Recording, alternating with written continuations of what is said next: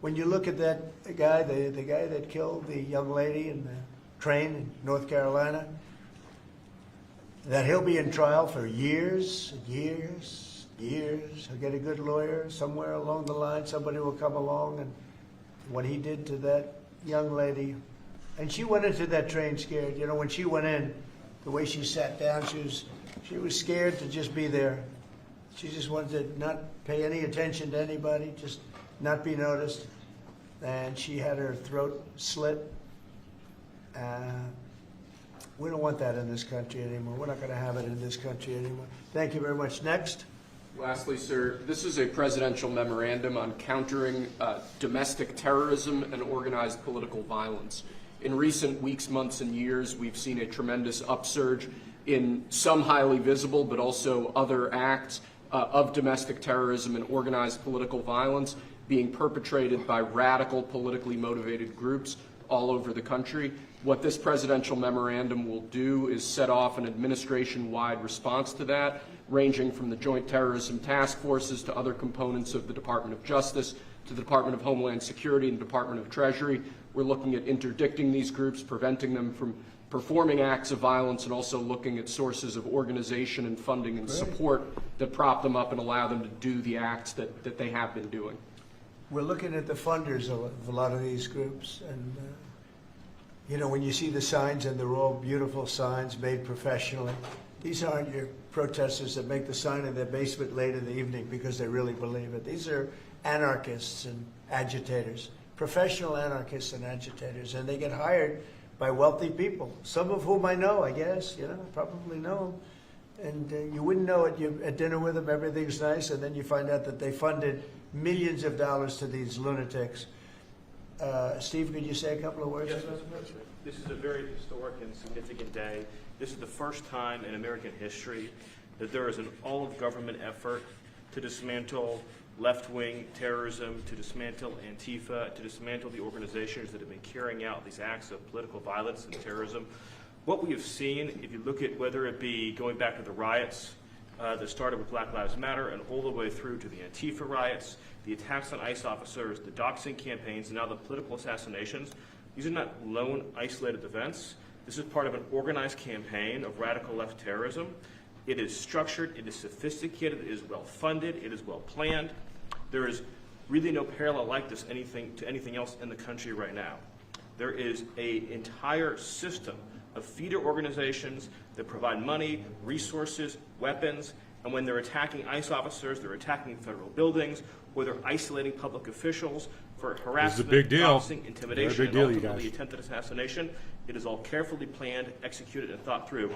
It is terrorism on our soil. Because of this executive order, Cash and Pam are going to have the tools they need, working with Scott, to take these organizations apart piece by piece. And the central hub of that effort is going to be the Joint Terrorism Task Force, or JTTF, which sits inside the Federal Bureau of Investigation. But for those at home who are worried about terrorism in this country, they need to understand, because of President Trump's strength, because of his vision, because of his leadership, we are now going to use the entire force of the federal government to uproot these organizations root and branch. And again, that's only possible because of President Trump and his leadership. Thank you. Steve Cash, please. Yes, as Steve was saying, Mr. President, thanks to your leadership, crime is going downward in a tremendous fashion, and that's what we want for every city in America. And the FBI's premier flagship enterprise, the Joint Terrorism Task Force, are honored to lead this initiative with our partners at Treasury and Homeland Security, because our citizens are being attacked by, as Stephen said, organized violence, and it's being paid for, not by them, by other people. So what we are going to do, combining forces as Scott and I have done in these last few months, is follow the money. People and organizations have collected funds and put them out into the streets of America and organized violence across our country. And thanks to your recognition of this and this executive order and the AG's leadership to lead out and prosecute these individuals, we are properly going to chase them down like the domestic terrorists that they are, and our streets and our communities are going to be safer because the JTTF and the FBI and Treasury and DHS and DOJ are going to combine forces like never before to root out this new evil that is perpetrating our criminal activities across our societies. And we are just so thankful for your leadership and recognition of it. It's not easy to do. Good job. Thank you very much. Who Pam? specifically do you want to target? What? Besides Antifa, is there a specific group or person you're targeting in this? Any organized group. Any organized group who are committing these crimes, and we're working with the Secretary of Treasury. You know what law enforcement has told us under President Trump's leadership? He's taken the handcuffs off law enforcement. They can do their jobs now, thanks to you, President Trump, and that's what's happening. And all of these agencies that Cash mentioned, we work hand in hand together. Our prosecutors were following the money with Treasury. We're working with Homeland Security. Cash's agents, all of our agents, DEA, ATF, U.S. Marshals, combined are working, and with state and local government, to take these people off the streets who are jeopardizing lives. Can I just illustrate this? So I was talking with Cash and Stephen about this a couple of days ago, sir. So I believe it was in Oregon where you had a federal building where there were men in black ski masks who were committing acts of violence, who were shutting down a government building. To the president's point, they don't come from nowhere. These are paid people. This is organized. They're committing acts of political terrorism on American soil. And it's time we had a government that looked out for the American people rather than the people who are committing violence against the American people. This is a big deal. When you go out It's a to very big deal. Portland and you see what's happening in Portland, this is like nobody's ever seen anything like it. Every night, and this has gone on for years. They just burn the place down, and you know the shop owners, most of them have left, but the few shops that are open, they just use plywood and just like 3/4-inch plywood. They don't put storefronts in because they know it's going to be burned down. These are professional agitators. That's right. These are bad people, and they're paid a lot of money by rich people, some of whom we know. I'm sure I know some. I don't. If I knew, I wouldn't associate because I'll be in trouble because Pam will say, "Why are you associating with this person?" But I will tell you that these are bad people, and they're paying a lot of money, millions of dollars. But take a look at Portland sometime. These are wild. These are crazy people, and they're trying to burn down buildings, including federal buildings. And on my list of things that I want to do before we finish up with the cities, because I think we're going to whip the cities back into shape, and we have to. We cannot let our cities, and that's a small example, but it's the most violent example. It's every night, and they've done it for years. You think maybe at some point they made their point, and what are they doing? But we're going to get out there, and we're going to do a pretty big number of those people in Portland that are doing that. They're professional agitators and anarchists. They're actually anarchists, yeah. Go ahead, why don't you defend? Let's see you defend them, Jeff. No, I'm not defending anyone. I just want, so that we can just explain this in our stories, could you name a couple? You don't explain it right, though, Jeff.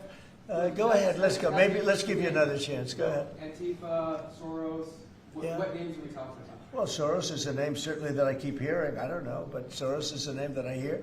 I hear a lot of different names. I hear names of some pretty rich people that are radical left people. Maybe I hear about a guy named Reid Hoffman. Somebody's a pretty rich guy, I guess, and I hear about him. I don't know. Maybe could be him. Could be a lot of people. We hear the same names, but they're bad, and we're going to find out. And if they are funding these things, they're going to have some problems because they're agitators and they're anarchists. These are anarchists. Really bad. Okay, yeah, please. Mr. General, can you comment on Who are you Mr. with? President, Who are you with? I'm with the Center Square. Sarah Roderick-Fitch is my name. Sarah, there's also, as you know, Antifa is not just a domestic terror or now a domestic terror organization. It's also international. I know the Netherlands is looking at also designating them a terror organization. Right. Have you been working with your intel community and your DNI to possibly expand that to making them designated Yes, an we have. international terror Yeah, we have been. Yep. It's an international. In many cases, it is international. Mr. Yeah. On Antifa, if someone takes to the streets of America and says they're Antifa, what happens to them? What will happen to them? Well, I'd say the maximum under the law. I'd say the maximum under the law, and we'll see. Now, if they kill somebody, we just signed a death penalty, so it depends where it is. But if they kill somebody, which they do, I mean, people are dying. You go out to Portland, people die out there. Many people have died over the years in Portland. Portland is, I don't know how anybody lives there. It's amazing. You want to grab this? You're grabbing But the chair? It's anarchy out there. That's what they want. They want anarchy, like when they attacked Seattle. Okay. And took This is over the White big House percentage account of the on city. X. I was going to go out, and we were going to do a big number. They heard that, and everybody broke up all of a sudden. But, you know, you have governors that have to run that, and a lot of them don't do that. I don't like to go in. I'd rather have Pritzker's support when we go into Chicago. But if we don't have it, that's okay, too, because we're paramount, and we will do what we have to do. We're going to make Chicago safe. We're going to make we're going to make as many as we can. and usually that involves a surge. But what we did with, in the case of Chicago, by having the FBI go out there 5 or 6 months ago, we brought it down a little bit. You know, a little bit is 25%, so it's not so little, but it is when you're talking about the kind of crime and killings and murders that you hear in Chicago. But we're going to get it. Chicago's a great city. As the Union Pacific said, the head of the Union Pacific, who's a great guy, started off as a low-rung guy. He said he started in a caboose, and now he's the chairman of the Union Pacific. But he's a great guy. But he said, "Sir, don't lose Chicago." The way he said it, I said, boy, it really hit me. You know, here's a man that knows all the cities. The Union Pacific, I guess, is our largest railroad, and he knows all the cities. He's been doing it for 45 years, and he said, "Sir, don't lose Chicago." And the way he said that meant a lot to me. And we're going to go into Chicago very soon. We're going to take care of Memphis. We're going to take care of Memphis. You can't walk a block without getting shot. We're going to take care of that one, and just like we did Washington D.C. And we're gonna do Chicago very soon. Yes. There could be an indictment on James Comey. Do you know if there is an indictment or? I don't know. I know it's going on because I read the papers just like you do, right? So I don't know. Do you have anything to say about that? We can't comment on that. Yeah. Can you comment on New York Times? Madam Attorney General, can you comment on a New York Times report saying that Justice Department officials have asked attorneys to target a George Soros-funded group? And is this executive order that you just signed a part of that effort? I'm not going to comment on whether there is or is not a pending investigation, but everything's on the table right now. I don't think anybody has to ask, because if you look at Soros, he's at the top of every. In fact, sometimes they say, could he be involved in this many things? But he's in every story that I read. Stories that I read keep talking about Soros. And, it's happening. So, you know, I guess It's he'd happening. be a likely candidate. Thank you very much, everybody. Thank you, guys. Thank you very much. Thank you for that. Thank you. Oh, he's being investigated. You better believe it. Excuse me, not just him either. Whole lot of people are being investigated. And they're not going to be having a terribly fun time soon. Pardon me. Sorry. Inhaled some of that friggin' tea. Jeez, man. No fair. I do that way too often. It's because I'm like trying to talk while I'm trying to drink a cup of tea at the same time. Doesn't always work out so well. But greetings. Hello. Let me pop my share off here. Boy, this is weird working on two different platforms. I haven't quite worked out how to do the dual platform thing.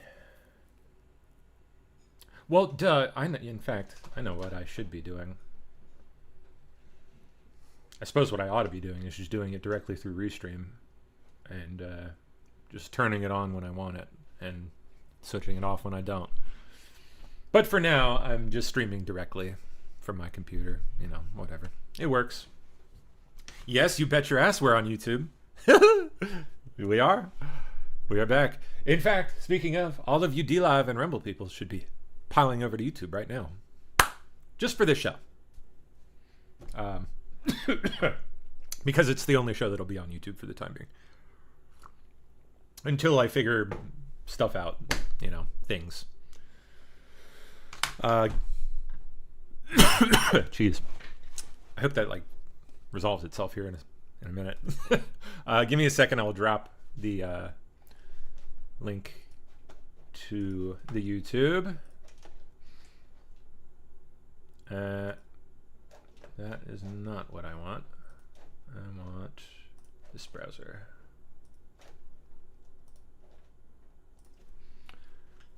Copy.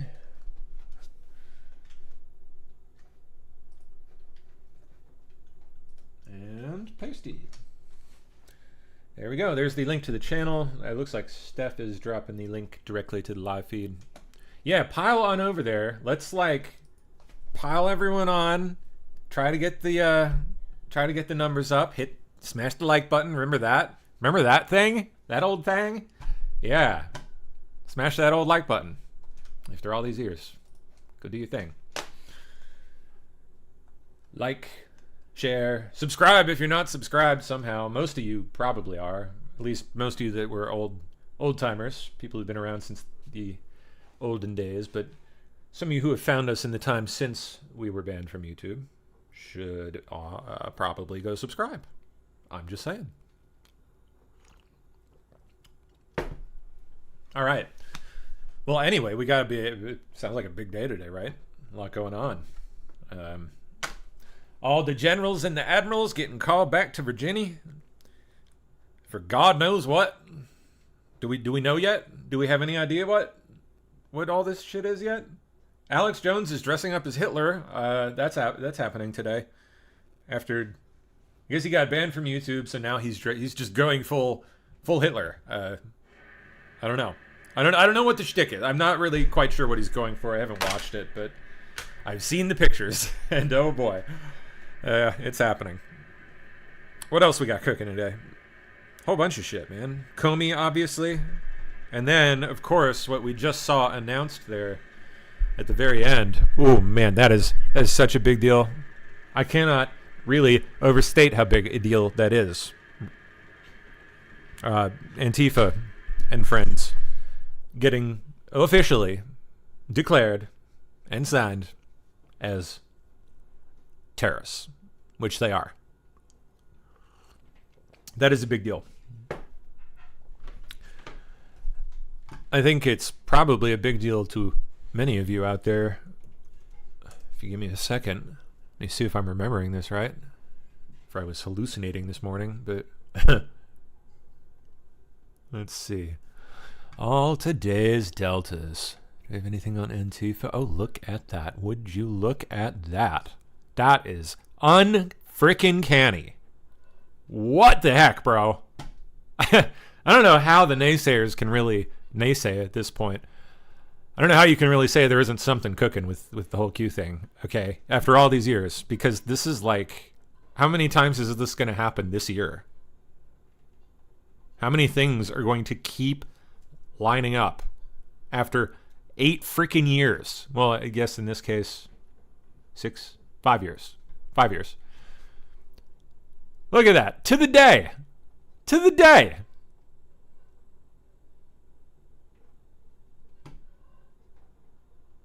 Trump $500 billion Black America plan designates KKK and Antifa as terrorist organizations. These are plans from the previous admin right before the 2020 election. So obviously plans that he never got to implement due to Biden entering office. Until now. 5 years later, to the day, after Q posts exactly what's going on now. Like, what? I don't know. Did they do the KKK too, or did they just hit on Antifa? To Democrat-founded, financially legally backed organization. Oh, it even talks about the financial backing. Jeez, man, that's crazy. Can you believe that shit? Hold on, I gotta pull it up for you guys on YouTube. There we go. I mean, look at Antifa mapping began long ago. To the day. To the day.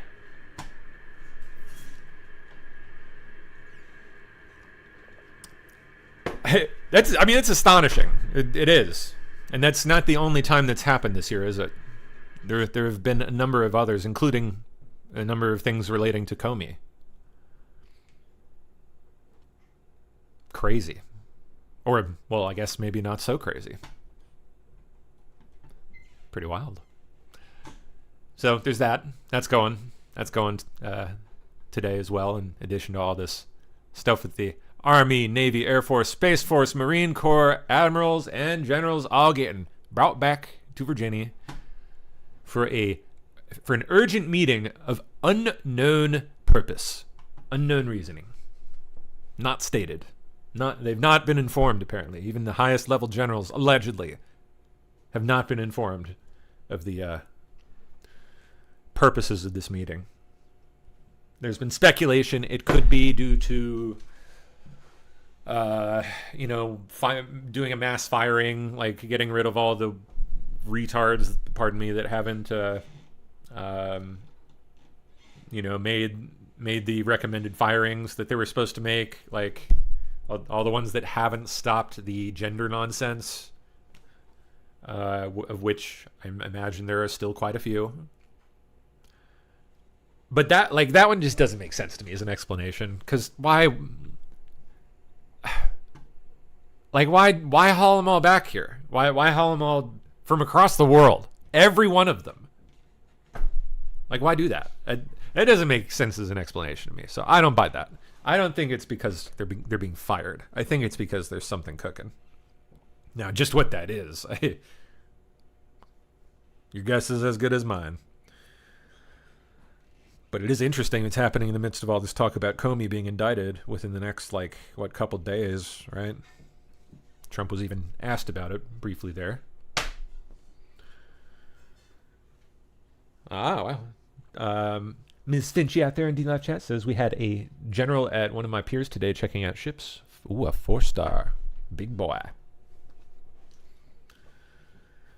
Remember, this is also happening on the tail end of National Guard deployments to various cities around the country, which are still ongoing. Obviously, DC and did they end up doing Memphis? Any others? They were gonna do Chicago, and then that just kind of petered out at least for the time being, right?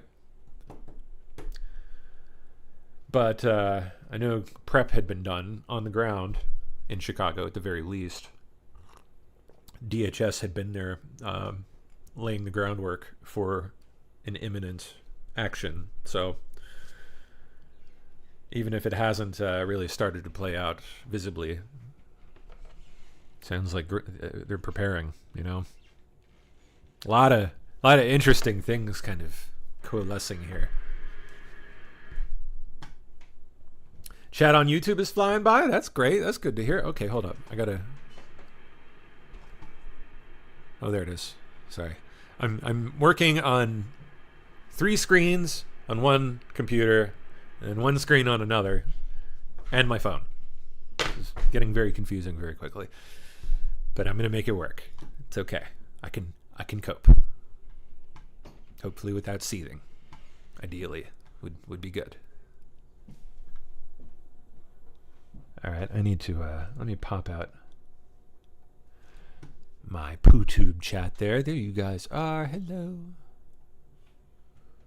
I'm gonna pull you over there. Bump up the size. Why is that all funky now? Come on. Good enough. Good enough. I'll take it. So good seeing all these names I haven't seen in so long. Very nice. 163 chatting. Very good.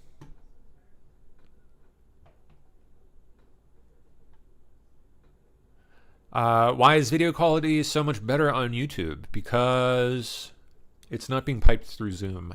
That's what destroys the quality on the main feed. Zoom just demolishes video quality, to the max. It's so bad. I'm piping the stream directly from my computer onto YouTube, so it's not pulling any video through Zoom. It's pulling directly from my camera into the computer, into the broadcast software.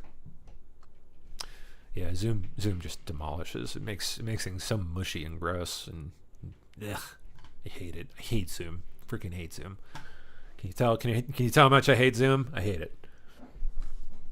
I so wish we could find an appropriate replacement for Zoom that had actual decent video quality. I would be over freaking joyed if we could find that. But it's been 5 years and I haven't found it yet. Although I haven't done a round of searching lately after the recent AI revolution, quote unquote. Lots of duplicate softwares out there now from Indian AI flyboys ripping off people using ChatGPT to make their own versions of software with minor improvements. I'm not complaining. I mean, if it gets me a better Zoom, I'm all for it. Whatever. All right. And anyway, give me a second. Let me get set up again. I think on Zoom, I gotta pop the share back on for YouTube. There we go. Let me see what I have tagged. I know I had some stuff related to what we've been talking about here. What was it? Oh, well, speaking of the funding, here you go. Funding Antifa. Oversight Committee Chairman James Comey and Florida Congresswoman Anna Paulina Luna wrote a letter to Treasury Secretary Scott Bessent to request a probe into Singham's funding activities and possible failure to register under the Foreign Agents Registration Act. They write this: "It is imperative that we expeditiously..." Looks like I got a... Sorry if that sound is clipping for you guys on YouTube. Sounding a little too harsh. I got to pull that volume back a touch. Halt the continued flow of funds and material support for malign activities conducted at the behest of the CCP. Joining me That should be better. now is the woman herself, Florida Congresswoman Anna Paulina Luna, a member of the House Oversight and Foreign Affairs Committees. Congresswoman, it was wonderful to see you the other day at the Charlie Kirk Memorial. Thanks very much for being with us this morning. Very happy to be back, Maria. So I want to ask you about this letter that you wrote to Secretary Bessent. Tell us specifically what Neville Roy Singham is doing in your view. Yeah, so he actually has been the #1 funder of these violent riots. Not even just that, but a lot of the political division and discord that you're seeing in this country goes back to Singham. He obviously is a massive ally of the Communist Chinese Party and has actually made his billions directly working with them, only to in turn funnel those efforts into organizations like the Party of Socialism and Liberation. Maria, though, this doesn't just go back to those riots that we saw that were protesting ICE back in January of this year. This actually is a lot more nefarious. He has over, I believe it's 12 different groups that he's funding, one of which actually has ties to the Salt Lake City queer group that was responsible or being looked at for the assassination of Charlie Kirk. And so what we're finding is these organizations specifically that are focusing on issues that are... This is a big freaking deal. Yeah, I see Sarah Emerald out in Dlive chat saying, never heard of him.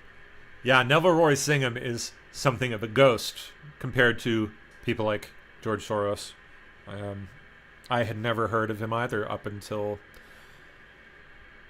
when he kind of first started jumping onto the radar, what, like 6 months ago maybe? I forget when it was, when he first really popped up, but in the, in the news reports and everything, people digging into him. But he's, prior to that, he's a total freaking ghost, man. And he's apparently one of the primary sources of funding for all of this stuff. All the No Kings bullshit, all that. Providing us, whether it's based on race or class, don't necessarily even care about those topics. He has an interesting history. I believe, if I remember right, he was like he declared himself a communist when he was 17. Basically, like joined the. I don't remember if he joined the party or what it was, but very openly communist at a very young age. At hand, they're just using it in an effort to sow discord, and as you're seeing with these violent riots, the money's going back to China. He's not a registered foreign agent, and so he needs to be investigated. And I've also forwarded it to the Department of Justice as well. Well, that's just incredible, because for a long time I have felt that there is this Marxist thread raging through America, and that it is coming from the CCP. Is it just to disrupt life in America? I mean, what is the point of funding, and what specifically is he paying for? Yeah, so it's not just to disrupt. In fact, Neville Singham is an open, self-declared Maoist.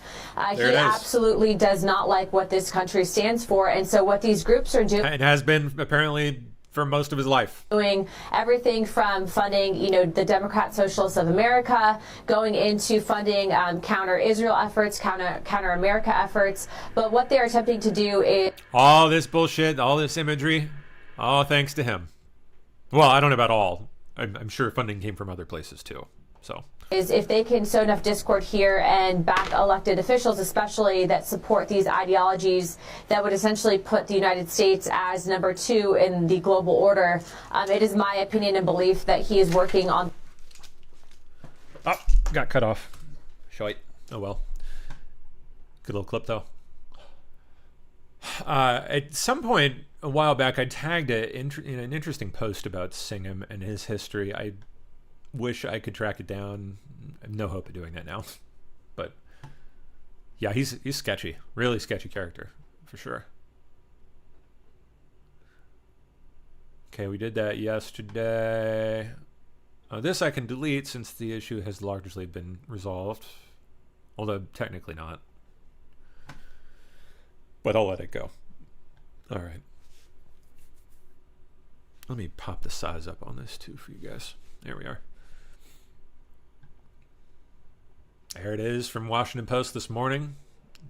Pete Hegseth orders rare urgent meeting of hundreds of generals and admirals back at Quantico Marine Corps Base in Virginia. Reason unknown. Summoning them from around the world. I don't know if there's even an official total yet at this point, but based on what I was able to find this morning, there are less than 1,000 generals and admirals in the U.S. forces. So it's something on the order of about 800. So for hundreds of generals and admirals to be pulled from around the world, I mean, that is like unprecedented level shit. Very curious if anything similar has ever happened in recent memory. I've not looked into that, but pretty wild, pretty weird. Oh, and then there's this. I don't know if this is... It must be from last night. Let's see. I would like to actually tell the American people, it was made aware to me this evening that NBC actually has a video that's never been seen before. We're actually going to be sending a letter requesting that from NBC because it allegedly shows Oswald near the vehicle when the assassination. This could be old. It's not dated, so I don't know. Who knows? Assassination took place, which means that he couldn't have been the shooter. So again, we're tracking down all this information. But look, there's even a CIA document that came out that Mr. Morley pointed out that actually said that the CIA never bought the lone gunman theory. Anyone know if this is fresh? If so, man, yet another interesting little morsel out there. And so I think the American people had an inclination as to what we were saying, but we never had the hard evidence until now. And so it's important to note that in a free and fair society, how could you operate or have an agency operating in the shadows? And so kudos to President Trump, also Director Radcliffe and Tulsi Gabbard for pushing for this transparency. It is going to be generational changing that they've done this, and we hope to bring forward legislation to ensure that this never happens again for future generations to come. You're saying NBC has been keeping this tape of Oswald under wraps? Correct. In fact, Director Stone actually told us that he was showed this tape, that it was a secondary copy, and that he said that this could blow open the entire JFK. Wait, blow open the secondary copy, and that he said that that he was Director Stone. Is she talking about Oliver Stone, director of movies? Oliver Stone, Director Stone, or is there like another, like a director of some agency or department named Stone that I'm forgetting? Like it has to be Oliver Stone, right? The guy that directed the JFK movie. I don't know who else it would be talking about. Actually told us that he was showed this tape, that it was a secondary copy, and that he said that this could blow open the entire. I mean, he did a pretty interesting documentary, not just the movie, which is an excellent film, by the way. Very good movie. Okay. Investigation. What I will also tell you, though, Jesse, is he said that NBC has been very, very much so guarding this tape, and so I believe that that tape belongs to the American people. We are going to be sending a letter asking for that tape, and I would encourage everyone to ask NBC to release that tape to the public. It's important, not just for our investigations, but so the American people know the truth as to what happened with John F. Kennedy. All right, well, I think they will release it, because I believe the president will probably put it on Truth Social pretty soon. All right, Congresswoman Anna. Interesting. Paulina. Well, there we go. Okay. I don't know if that's fresh, if that's from last night, or if that's it's old and is being reposted as fresh, or what. Happens a lot. ABC News reporting that career prosecutors in the Eastern District of Virginia, that includes my area here, prepared a declination memo citing reasons the DOJ should not pursue charges against Jim Comey. Now, keep in mind, this is like a while back. This is not, I don't think this is now, okay? One of the top prosecutors in the office, now demoted, was Maya Song. My sources have confirmed she helped author the memo, but seems highly unlikely. Seems highly likely that she did author the memo. Pardon me. Maya Song recently worked for none other than Lisa Monaco in the Biden DOJ. Oh, how about that? Today, Catherine Falders reported the memo prepared by career prosecutors in the U.S. Attorney's Office concluded that seeking the charges against Comey would violate DOJ policy, raise serious ethical issues, and risk being rejected by the grand jury. Yeah, okay. It appears we have another SDNY stunt in the making. Career bureaucrats, some with ties to known Trump saboteurs like Lisa Monaco, thwarting directives from higher-ups related to a political case. Their insubordination is met with removal and demotion. Then they leak some self-serving resignation letter to the New York Times or Washington Post, warning that the rule of law and, oh yeah, the future of democracy is at stake. It's at stake, you guys. We've got to do something. Do something.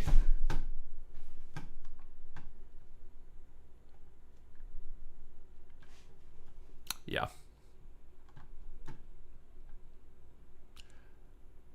I guess Trump is visiting with Erdogan today.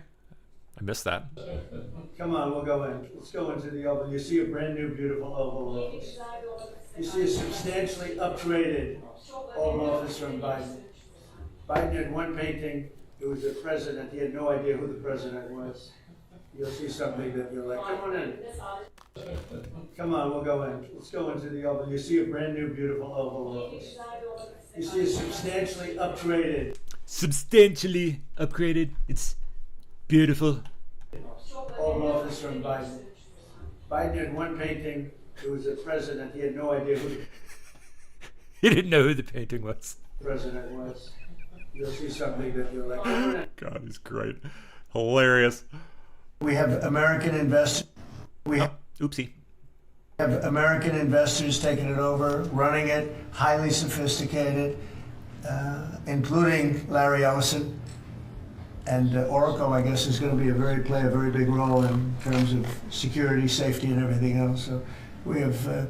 I don't know how big a fan I am of that, but okay. Very good controls, and literally, I would get a call from friends of mine who were fathers of young people saying, "Could you do me a favor? Could you get it approved, please? My son is driving me crazy." I mean, Larry Ellison gives me the heebie-jeebies. And he's a creepy peepee. I don't want anything to do with him. I don't want us to have anything to do with him. I don't want any of our government apparatuses to have anything to do with him. He just freaks me out. I don't like it. Getting it done, and they have a big audience, and we have great American investors. And here's your final copy. TikTok. We have American investors. But that said, I will acknowledge that in order to slay the dragon, I guess sometimes you need a dragon of your own, and there's no really getting around that, unfortunately. Same goes for Palantir. Like, Palantir creeps me out, man. Freaking, I mean, just look at Peter Thiel. Hello. Can't even say if he's the Antichrist or not. Okay, creepy. Hello, creep alert. But again, when you're going up against the extant security state, you kind of need an analog of your own to go to toe to toe with them with. Or what are you going to do? How else are you going to fight that fight without, you know, the infrastructure to support your efforts. And if that has to come from a demon weirdo like Larry Ellison, well, I guess them's the breaks. As long as the Trump admin and friends are aware of who they're getting into bed with. Oh, that's all I hope. That is all I ask. Hopefully they know. Sometimes I'm not so sure, but you know, outside looking in, what can you do?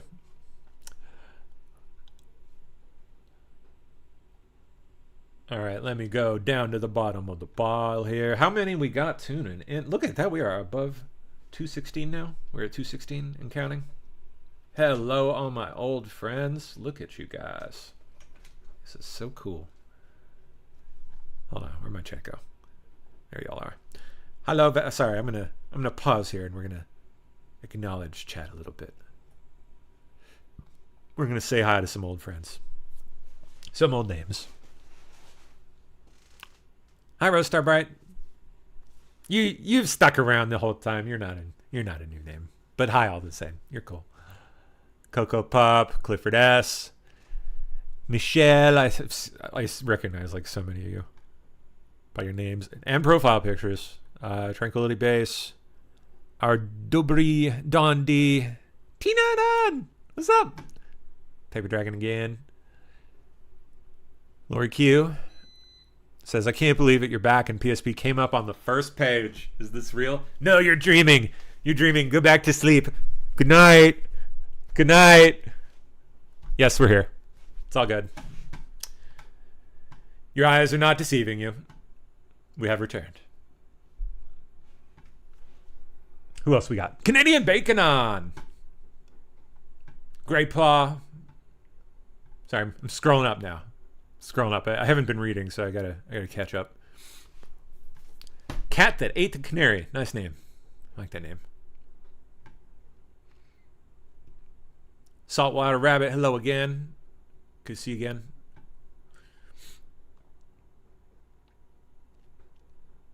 Magic Man. I don't recognize that name. You must be under a new name or something.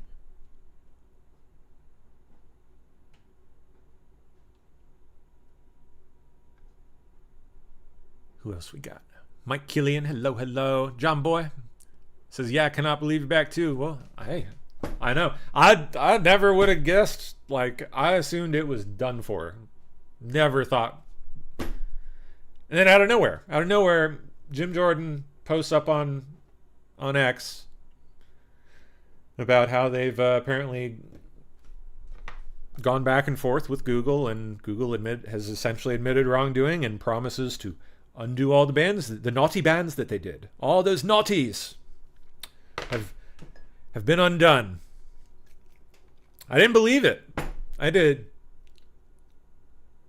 I actually I didn't even bother looking at the time. I had to. It took me getting a message from someone saying, "Hey, were you aware that your channel's back?" That's what it took for me to say, "Okay, I better go look." And sure enough, there it was. And it took a lot of crazy shit trying to dig up my old account name and password because I'd long since forgotten it. I had to dig through all my old devices looking for what the right account name was, and then had to figure out what the password was, and then that ended up not even being enough, and I had to do some other weird backdoor thing to end up getting access to the account. Finally got it, and we're back. Took a lot. I was actually very worried there for a while that we would not be able to come back. It was looking that bad for a little bit. But luckily, we overcame it, and we are here.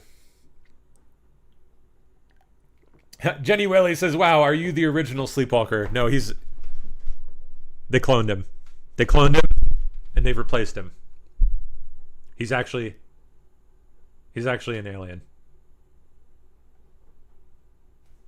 An alien clone. They do that these days, okay? They do. Just ask YouTube. It happens.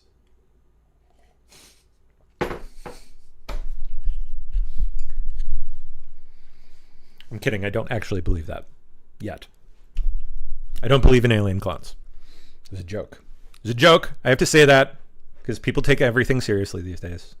You got to do it.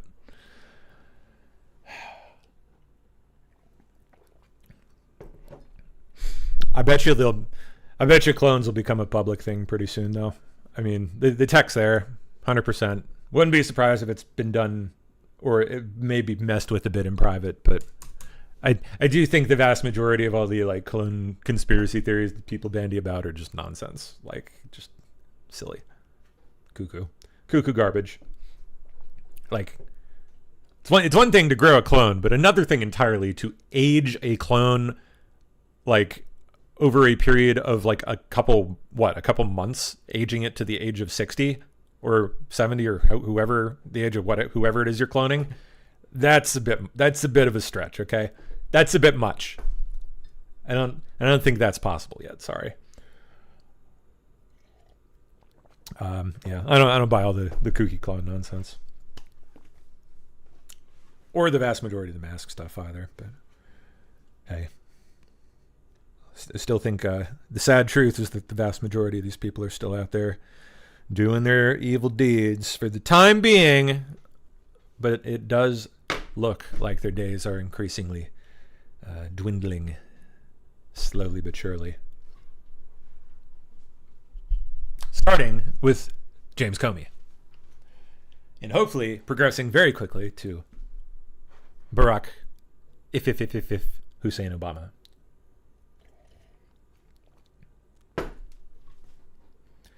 Yeah, I know. Where are all the Dlive people at? Come on, Dlive people. Ditch Dlive and go to the YouTube. Let's get the numbers up.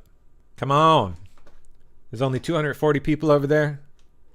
And a good portion of those are people who are already there from YouTube.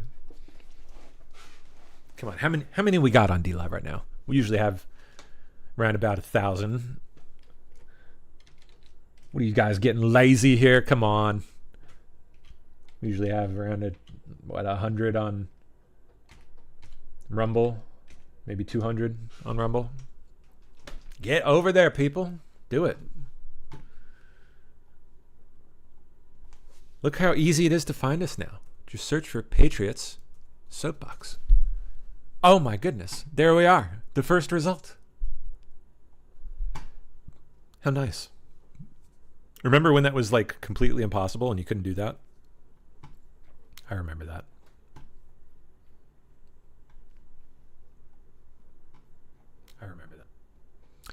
Yep. Go watch there, okay? Don't watch on Dlive. All right? Screw them. Screw Dlive. You watch, I mean, screw YouTube too, but we got way more potential for growth on YouTube. That's just the facts. Same with Rumble. I mean, if everyone would just ditch Dlive and go to Rumble, I would be so happy. So happy. Let me tell you. But they don't. They don't do it.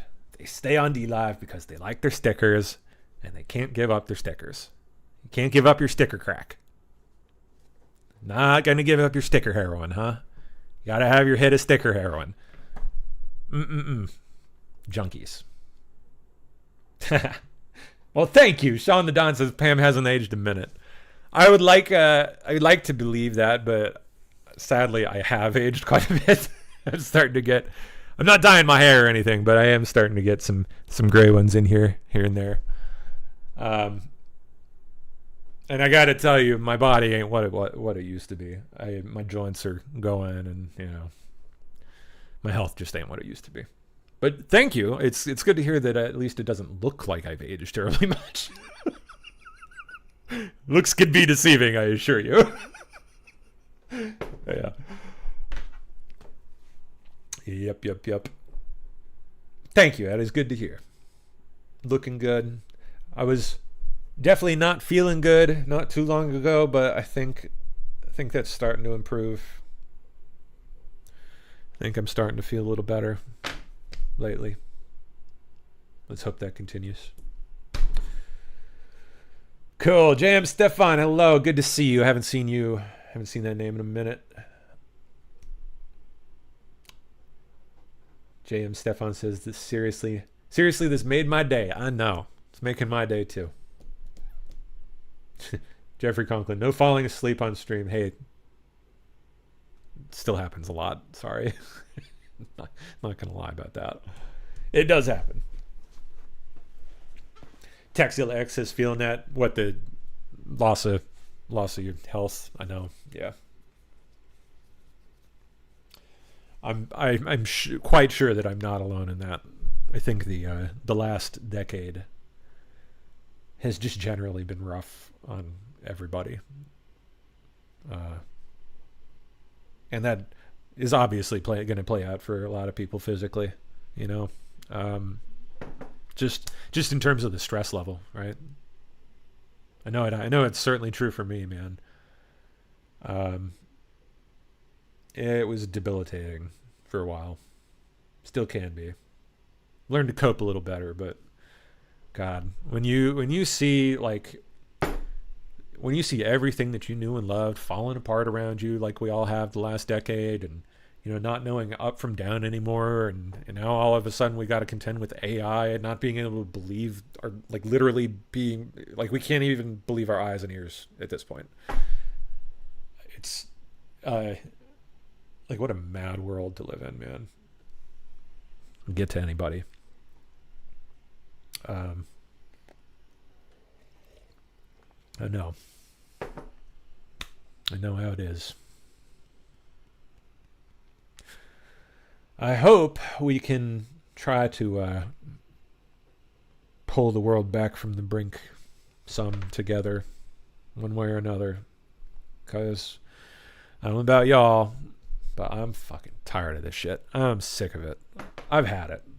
I'm sick and tired of being sick and tired all the time. I am fed up with not being able to trust Joe Schmo walking down the street, not knowing whether he's going to flip a shit and start keying my car because I have a Trump sign out in my yard. It's maddening. It's madness. This is not a way to live for any of us. And I regret that I've lost many of the best years of my adult life into such a time. It eats at me. Not gonna lie. It does. I've lost many of my best years to this battle. And a lot of times it seemed like with not a lot to show for it. Today, luckily, is not one of those days. Seeing as we're back on YouTube after all this time. So, today, at the very least, we can celebrate. But man, on the whole, overall, it's been rough, hasn't it? It's been shit. It's been shitty. Lost people that people like Dirty, who carried, I think, so many of us through rough times, dedicating their entire the last years of their lives to the fight.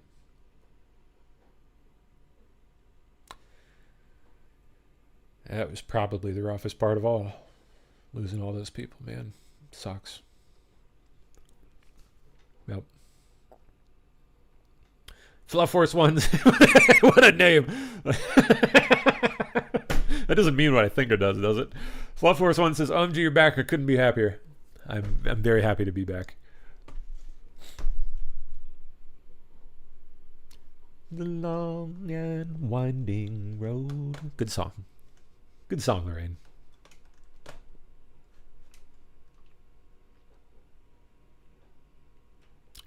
Tina says try being 61 and hoping for this war to end soon.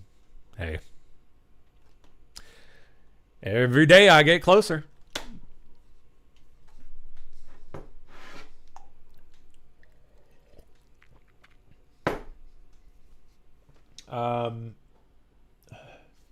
Sorry, who's that? Who are you asking for?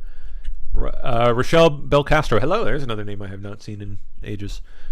Asks, anyone know where Yig is? Y-I-G? Yig?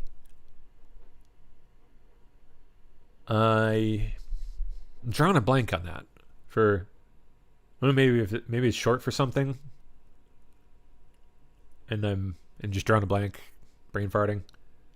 Maybe someone can help identify whoever that is.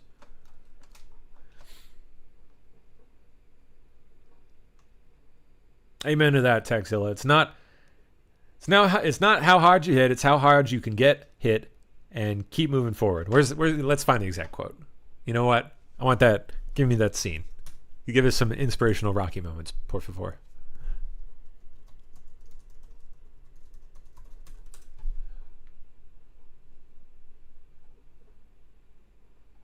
You changed. Somewhere along the line, you changed. You Great stopped film. being you. Such a You good let film. people stick a finger in your face and tell you you're no good. And when things got hard, you started looking for something to blame, like a big shadow. Let me tell you something you already know. The world ain't all sunshine and rainbows. It's a very mean and nasty place, and I don't care how tough you are, it will beat you to your knees and keep you there permanently if you let it. You, me, or nobody is gonna hit as hard as life. But it ain't about how hard you hit. It's about how hard you can get hit and keep moving forward. How much you can take and keep moving forward. That's how winning is done. Now, if you know what you're worth, now go out and get what you're worth. But you gotta be willing to take the hits and not pointing fingers saying you ain't where you wanna be because of him or her or anybody. Cowards do that, and that ain't you. You're better than that. What a film. Such a good movie, man.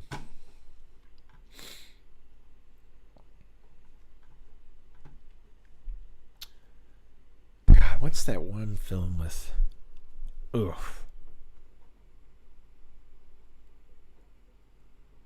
Oh shoot, is it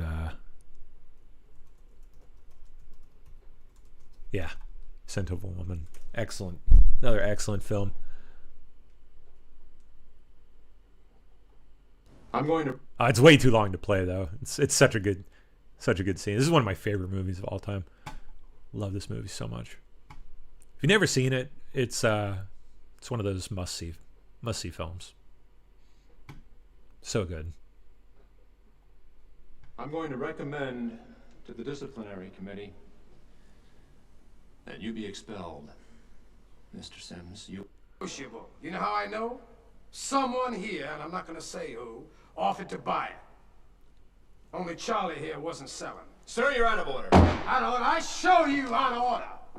You don't know what out of order is, Mr. Trash. Yeah. I don't want to get hit with any copyright shit, but this is, if you've never seen Scent of a Woman, it is a top-notch movie.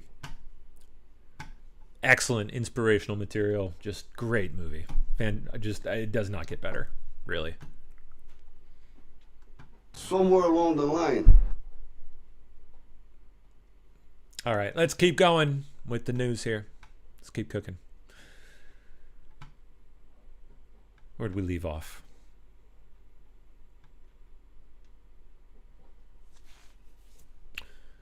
Oh, did you see that? Look at that. Dan Scavino's getting married.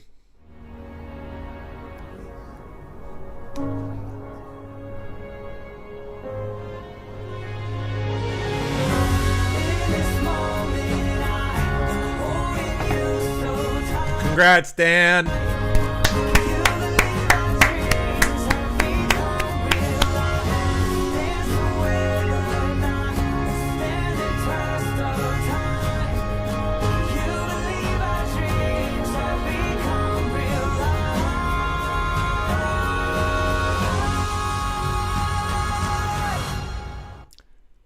Looks like it ain't half bad ring either. I bet he's paid rather well. He should be. He's good at his job.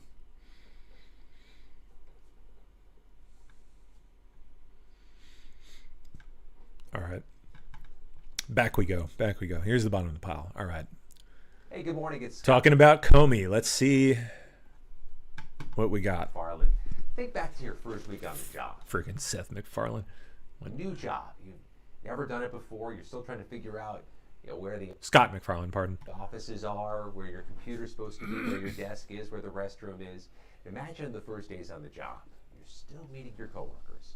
You're given a Herculean task, the biggest assignment of your career, the biggest assignment perhaps in that office itself. That's the day that is beginning today for Lindsay Halligan, the new U.S. Attorney in the Eastern District of Virginia. New to the office, fresh from her work as a White House aide and a Trump confidant, now the top federal prosecutor in Virginia. And she has never been a federal prosecutor before. And his first critical order of business is to decide whether to bring to a grand jury the case of a lifetime, an enormous case against the former FBI Director James Comey, a case that'll be watched all across the world. And she has to decide in her initial days in the office whether to move forward with it. And clearly there are some concerns about this. You've heard some of the criticisms of the president on Truth Social demanding a prosecution of James Comey, something a defense lawyer might just hold up in front of a jury if it ever comes to that. But also, the previous U.S. attorney was ousted from his position, part allegedly because he wouldn't bring a case that the president wanted, perhaps concerns there wasn't a sufficient case there. But here's what we know. Grand juries are currently sitting in the Eastern District of Virginia, including in Richmond, Virginia. They could return an indictment today. They could reject an indictment. And what a blow that would be to the new... Volume low. Must apologize for that for you guys on YouTube. Let me see. U.S. attorney. And what's more, the justice... Oh, hey, look at that. Yeah, I guess we got to set up a compressor on my audio output here. Let me do that real quick. See if I can toss one together. This is good for compressor settings. Do like 3 to 1. Okay, I'm not an audio nerd. I really ought to learn audio stuff better. Too over focused on video. Yeah. Attack and release. Oh, geez. I don't even know what to do with that. Any audio nerds out there? What do I set my freaking attack and release for on a compressor, audio compressor? Any audio nerds? There's got to be someone. Output gain, probably want it up to like 420. We'll take 420.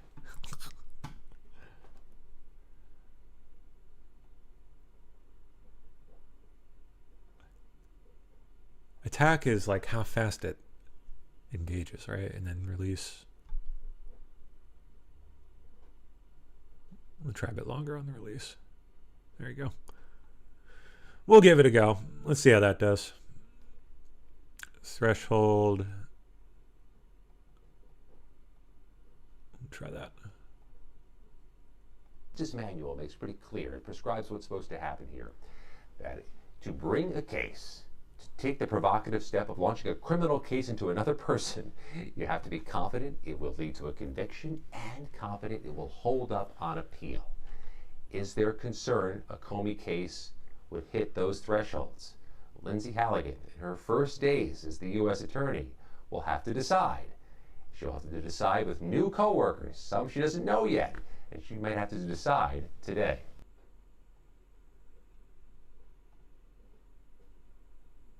Toss a little more output gain on there. There we go. It's probably not improved a huge amount, but it should be a little better.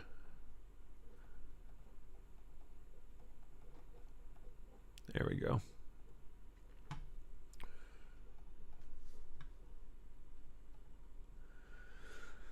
Okay. Marine Corps Silent Drill Platoon out on the South Lawn last night. Neato. God, that is amazing. How cool.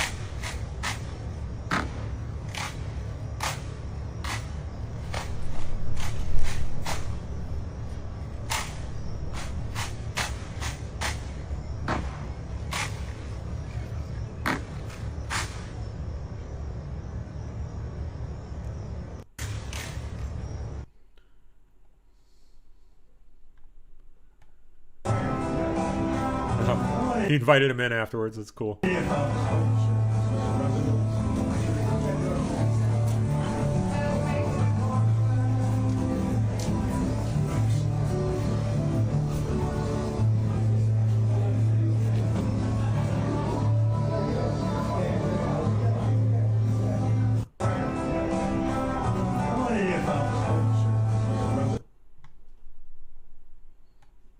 Good morning, Georgia. This would be the first criminal case against Okay, so here we get some more on Comey, all the Comey business. Let's poke through this a bit. one of President Trump's main critics. The president has long demanded that the DOJ prosecute and go after James Comey, and this morning sources tell us that federal prosecutors plan to do just that and go ahead and try to seek charges going against the recommendation of other prosecutors who have found no probable cause. This morning, after an intense public pressure campaign, sources tell ABC News President Trump's new hand-picked U.S. attorney plans to give him what he's been demanding and seek to indict former FBI Director James Comey, despite other prosecutors finding there's not enough evidence to charge him with a Let me check my sound meters and see how they're looking. crime. Will you take some questions? Well, it's looking good. It should be good. But Trump has been adamant, just days ago directing his Attorney General Pam Bondi to go after Comey, calling him guilty as hell, adding nothing is being done, and we can't delay any longer. We have to act fast. If they're not guilty, that's fine. If they are guilty or if they should be charged, they should be charged. And we have to do it now. Sources say the president forced out his own appointed U.S. attorney for Eastern Virginia, whose office had been investigating Comey for 3 months, replacing him Superman that hoe. with one of his personal lawyers, Lindsay Halligan, saying Halligan would get things moving. But when Halligan reported to work Monday, sources tell ABC News prosecutors presented her with a memo recommending that Comey not be charged with the crime, saying there was not enough evidence. But sources tell us Halligan is prepared to seek an indictment anyway. You bet. That she will soon attempt to convince a grand jury there is probable cause to charge Comey with lying to Congress and obstruction of justice. Halligan, an insurance lawyer, has never prosecuted a criminal case in her career or presented evidence to a grand jury. Interesting. They'll be making a big deal out of that, obviously. And she's racing the clock. The statute of limitations to seek an indictment against Comey runs out next week. Yep. So now it's now or never, you guys. Like, and same goes for Brennan too. I believe. I don't quote me on that, but I believe the clock's ticking for Brennan as well. Comey is Trump's longtime nemesis, ever since the president fired him early in his first term. Lordy, I hope there are tapes. Trump blames Comey for the investigation into Russian interference in his 2016 campaign. But he's also a controversial figure for Democrats, many of whom think he cost Hillary Clinton the presidency by reopening the investigation into her private email server just 11 days before the 2016 election, only to clear her days later. The president has been demanding federal prosecutors use the criminal justice system to go after his political opponents, including New York Attorney General Letitia James, Democratic Senator Okay. There you go. Adam Schiff, and former National Security That's Advisor I'll just review at this point. We already got the fresh stuff. Yup. Clock's ticking for Comey, so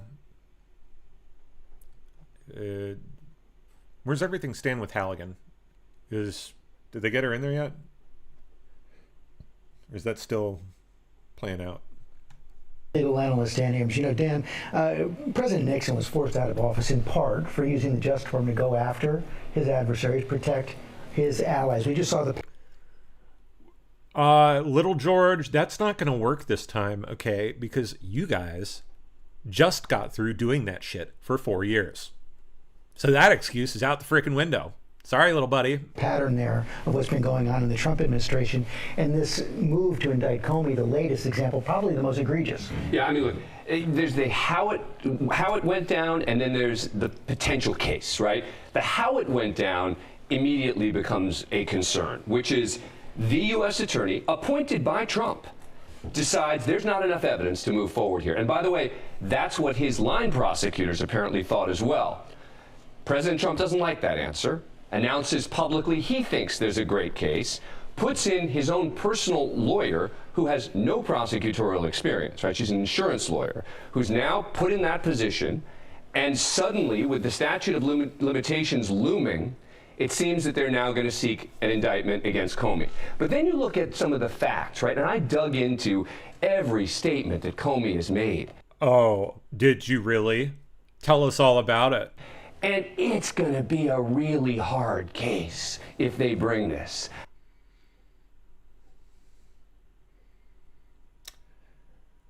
We'll see about that. Because for perjury, you have to prove the person knew what they were saying was false. And you go through each of the statements about leaks and about the investigation. Much of this stuff has been reviewed by the Inspector General already. But this is going to be reviewed by the predecessor in the U.S. Attorney's Office, who said there wasn't enough evidence to bring charges. So what happens next? Well, so look, we'll see if the grand jury moves forward, right? It's typically pretty easy to get a grand jury indictment, but we've seen in cases like these, including with this administration. Yeah, political cases are a different story. A grand jury say no. See, they're saying no. That's right. Beyond can be anyway. That you've got the possibility. It is, of course, depends a lot on where they're brought. The judge could throw it out, and after that, as we saw, by the way, with Special Counsel John Durham, you could just get acquittals by a jury if it gets to that point. He's not wrong on those last counts there, just broadly speaking. But I don't know, man. I don't think it's looking too good for Comey, personally. Morning, Robin. We now know that the shooter was actually taking aim from this building. This is on the ICE building shooting from yesterday. That kid who offed himself or whatever. It was nasty. Right here on top, firing several shots, a few hundred. Oh, sorry. What am I supposed to say? Unalived, right? Hopefully offed is okay. Is that acceptable in YouTube parlance? 100 yards away into the back of this ICE facility right here. We know that he killed one, as you mentioned, wounded 2 others, and we also know at least one of those victims is from Mexico. This morning, an urgent investigation underway after a shooter opens fire at an ICE facility in Dallas, Texas, in what authorities are calling an act of targeted violence against the agency, killing 1 detainee and critically injuring 2 others before taking his own life. Early evidence that we've seen. So hold on. What was the final count? What did he get? 1 detainee and targeted violence against the agency, killing 1 detainee. Killed 1 detainee and critically injured another. Injuring 2 others. 2 others. Before taking his own life. Boy. They just can't help but be total effing failures, can they?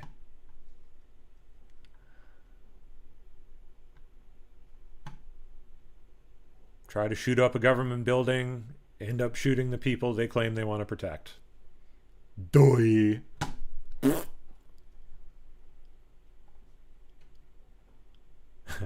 we saw this the other day. Fantastic.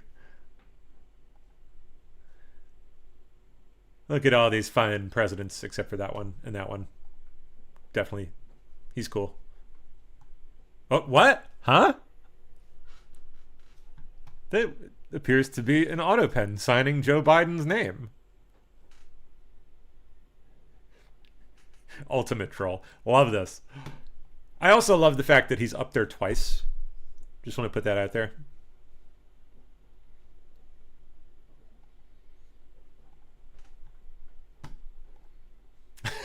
There he is looking at it. That's great. Good times. Sean Parnell, who he with? Assistant to the Secretary of War for Public Affairs. Says here, it should come as no surprise that the mainstream media is once again misrepresenting the Pentagon's press procedures. Let us be absolutely clear. Journalists are not required to clear their stories with us. This claim is a lie. Yeah, I'd seen them trying to bandy that one around the other day. Have an escort in sensitive areas. Wear a press credential. Don't encourage our people to violate Department of War policy. Pretty simple.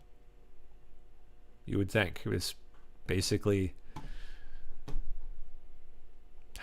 imagine how things were done for quite a while.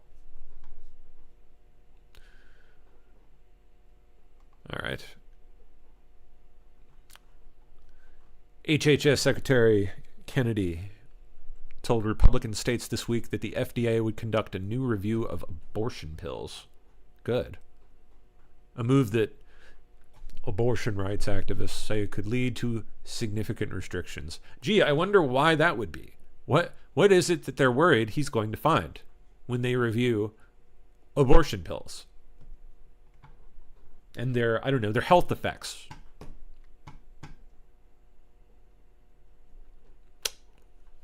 Probably not going to be pretty.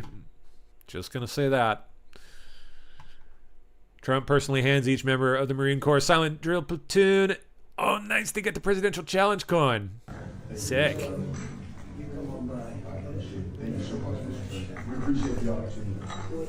That's pretty cool.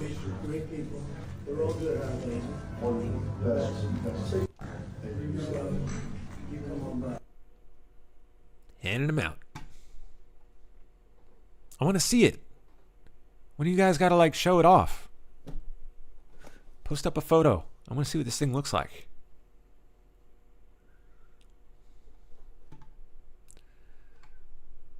All right. Vance speaking to law enforcement officers and American families in North Carolina. Is this? Oh, yeah, this is yesterday. I think we watched some of this yesterday. Yep. Young man, this is a very earnest young man. He doesn't look like a journalist to me, but go ahead and shout out a question because I'm not going to deny that level of energy and that level of passion. That's great. First of all, what's your name? Henry. Henry. It's good to meet you, Henry. Ask your question. Oh, it's a youngin'. It's great. I skipped school today. I was wondering if I could get a picture with you. No! You bad little... You are naughty! Yes, you can have a picture.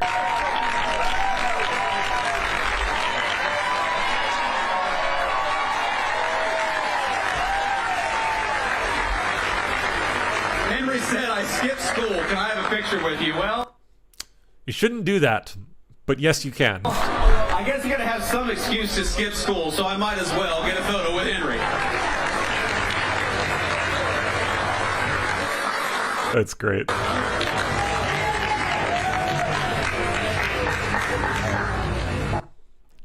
Well, the Democrats are demanding free health care for illegal aliens. Chuck Schumer and Hakeem Jeffries have been clear. They will not fund... Boy, how about Miller's speech, by the way, the other day? Jeez. Well, I've actually haven't seen the whole thing in full yet. But, man.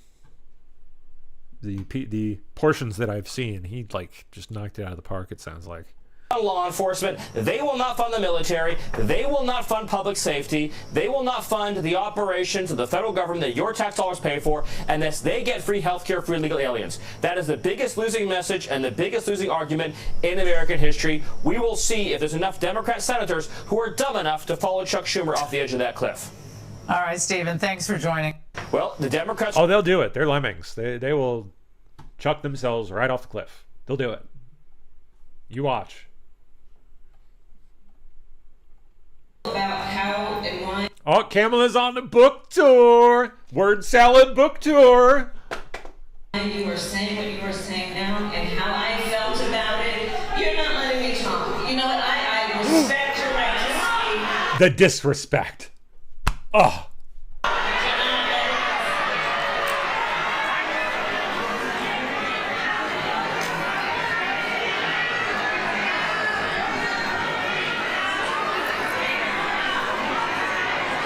I know that voice is like instant pure cringe. You just like the second you hear it, it's like your body you just start it's like you just can't help it. It's involuntary.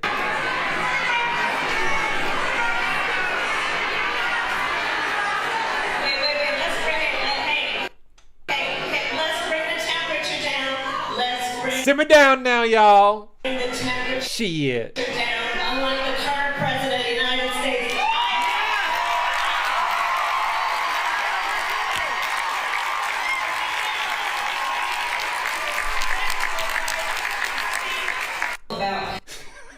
What a joke.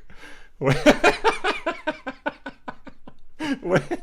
was this? This is in New York City. You're not letting me talk. Let's bring the temperature down. Let's bring the temperature down. Let's bring it down. Not a bad impression, right?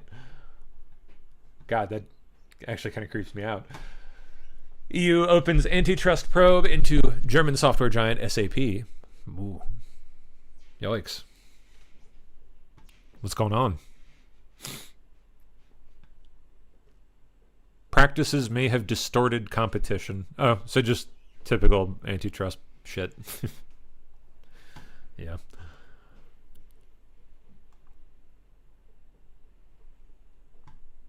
South Korea says the North has 4 uranium enrichment facilities to build nuclear weapons. Alrighty then. How fun.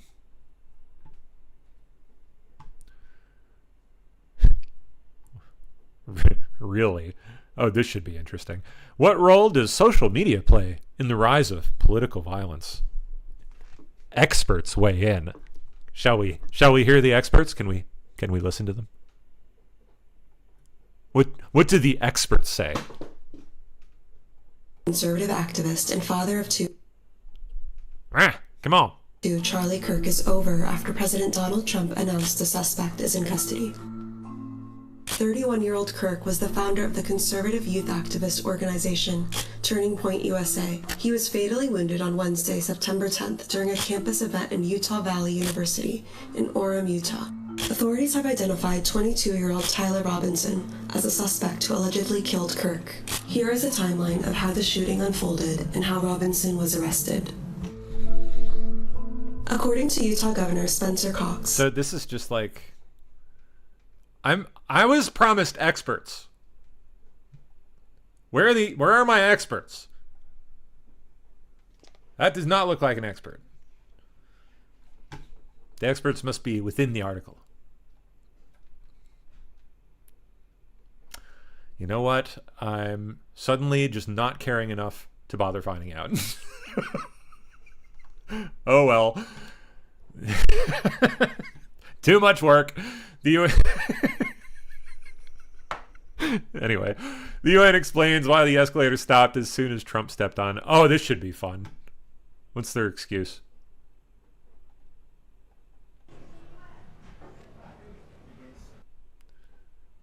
They've concluded their one-day investigation. The accidental culprit. Oh, they're blaming it on one of the White House entourage. A White House videographer who most likely tripped a safety mechanism. I mean, I don't know. I'm not saying it's impossible. It could be. I know they have like those little like emergency stop buttons situated in places like where you can kick it or whatever. There's an emergency situation, you need to stop it. They usually have them situated by the like the bottom and the top of the escalator, right? Maybe it happened. Could be. But I have an awful time just brushing off the fact that apparently UN employees were joking about doing it, allegedly, beforehand. President Trump. Yeah, what did the videographer accidentally trip into the off switch on the teleprompter too? Yeah, right?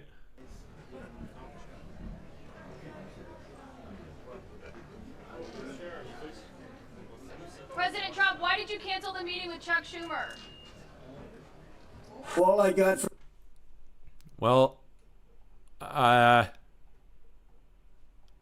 not seeing a videographer anywhere here that could have done this. Maybe up at the top. Good golly.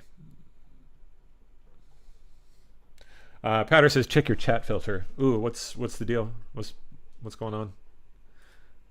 Let me see. Community moderation. Sorry, it's been so long I don't remember how to do a lot of this stuff, so you'll have to bear with me. No blocked words. And moderation in live chat is none. So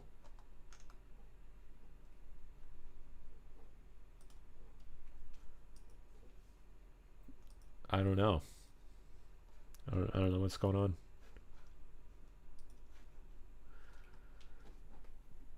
Excuse me.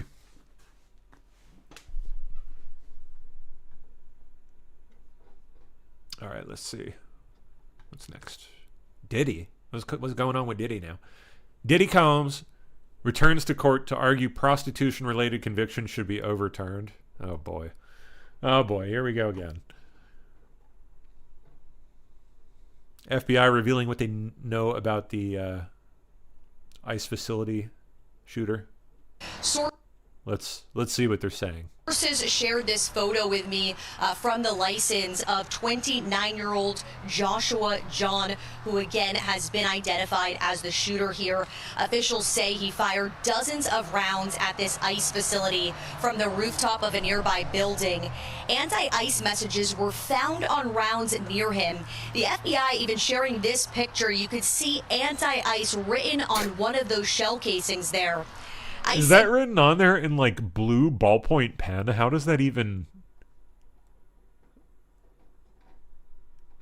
like it looks blue. Those shell casings there. Maybe it's like a Sharpie or something. I don't know. ICE said bullets were pretty much sprayed everywhere. They were found in and around this entire facility. The gunman also fired at a van that was in this... It's sprayed everywhere? What? With a bolt action? Sallyport, carrying 3 illegal migrants who were getting ready to be processed. Officials say one of them died. The gunman then shot and killed himself.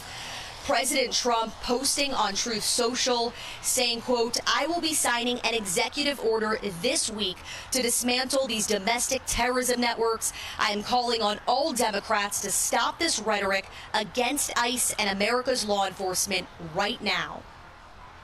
People don't go around etching things into shell casings and then firing them into buildings for fun. Nobody does that for fun. People do that that are evil, that want to destroy other people's lives, and that want to make a statement. And those people feel like they get cover. Everybody needs to remember, these officers live in these communities too. They live there. Their families are there. They want to make sure that their kids can go to school and that their families can go grocery shopping and go to their jobs and be safe. And guys, we've been reporting this for months all across the country, really, but this marks the latest in a series of attacks on ICE facilities right here in Texas just over the last 2 or 3 months. At the same facility, there was a bomb threat in August, and then in July, a police officer was shot in the neck in an ambush-style attack outside an ICE detention facility in Alvarado, Texas. The FBI is investigating this incident as an act of targeted violence. This will be a whole-of-government response.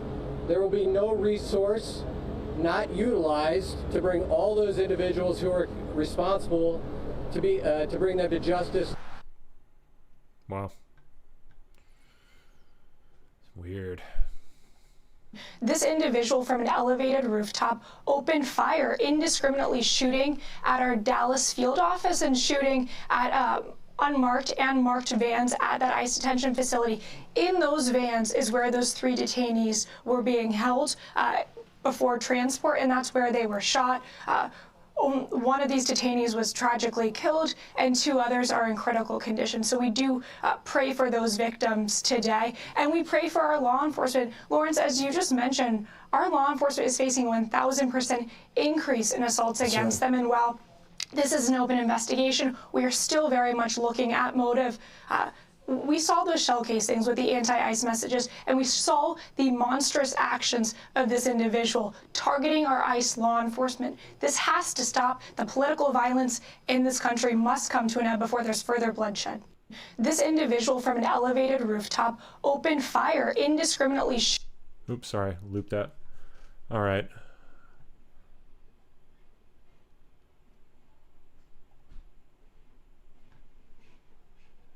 Apologies, I was trying to find out what's going on with my little one. She had to go to the doctor for a tummy ache. All right. Sounds like they're back now, though. Obama says he has been digging myself out of hole with Michelle. What? Well, wait. So the relationship issues were real, allegedly, or is he joking again? And why should anyone give a shit? Let's see. He made the comments at London's O2 Arena as part of his European speaking tour on Wednesday, saying his time in the White House eroded his relationship with his wife. I was digging myself out of the hole I found myself in with Michelle. Now I'm at about level ground.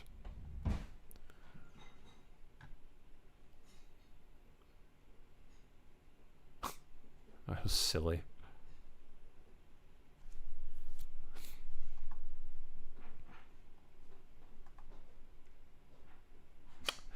I don't know. I'm not really sure how much I buy the alleged relationship issues here.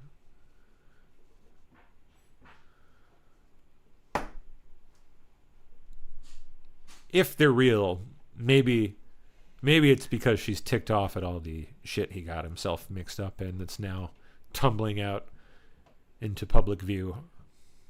Maybe that's it. Then again, maybe it's all just a show to have her like divorce him over it and try to like wall herself off and avoid any culpability herself. Who knows? Digging out of the hole. Ugh. Harmeet Dillon, nobody is free if Antifa violence goes unpunished. All right, let's see. Someone asked me what I think is one of the most critical civil rights issue of our time that's on a daily basis. And I said, I think it's not even in the Bill of Rights, it's the fact that Americans feel like they have to lie every day to get through the day. They have to lie about pronouns. They have to lie about the person in the cubicle next to them being qualified if they aren't. They have to pretend to laugh at and like certain types of jokes, late night comedians when they don't agree with them. They have to tell their friend in the book club that it's really cool that they're transitioning their 5-year-old child when they don't believe that. It's ultimately very corrosive to our souls, but also to our society to constantly be lying. So personally, I feel it's very refreshing to not have to lie. Yeah.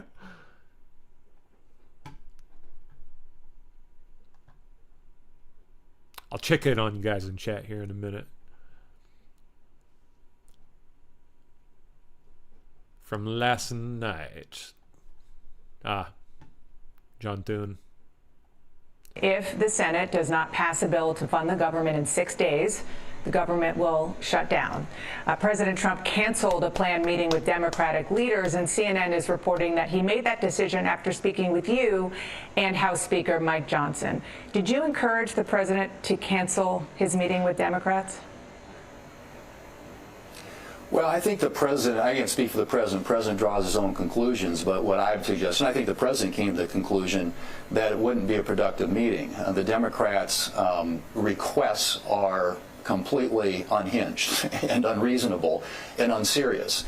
And if they want to have a serious conversation, I think that, I'm sure the president would be welcome or would be happy to do that. But at least right now, what they're asking for to keep the government open for 7 weeks is over $1 trillion in new spending and all kinds of policy riders that never go on continuing resolutions. Continuing resolution is something that when the Democrats had the majority and Joe Biden was in the White House, they passed 13 times, and Republicans worked with them to deliver the votes. Those are clean spending, continuing resolutions to fund the government for a foreseeable time in order to allow something else to happen. And in this case, we're trying to do this to allow the normal appropriations process to get underway so that we can pass bills the old-fashioned way, which is through the Appropriations Committee on the floor in the Senate, where every senator has an opportunity to make their voices heard. So this is a short-term extension of existing funding, current funding. The Democrats are trying to hijack it to get $1 trillion in new spending, and I don't think that's a very good deal for the American taxpayer, and it appears, at least at this point, the president's come to the same conclusion. I want to get to one of the specifics in what the Democrats want in a second, but I understand the president is going to make his own decision, but I just want to confirm, you did urge the president not to have this meeting? I spoke with the president, and I offer, as I often do, my opinions, but I generally don't share those publicly. And as I said before, the president comes to his own conclusions. He spoke, I think, with Speaker Johnson as well.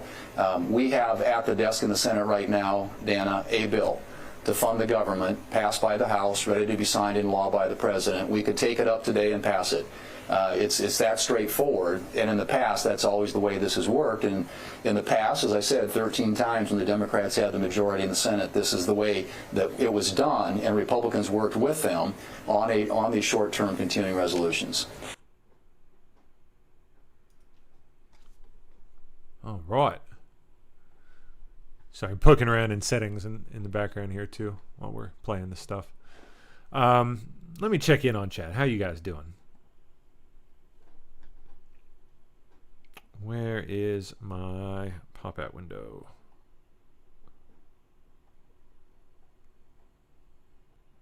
Oh, hello. Where did I put it?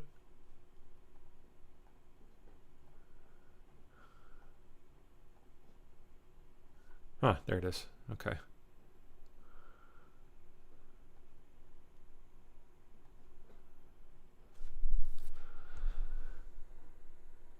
All right, we got like 260 tuned in. Not bad. Very good. Edging in on 300. If only some of our lazy ones at Dlive would pile over to YouTube for the rest of the show. Oh, come on.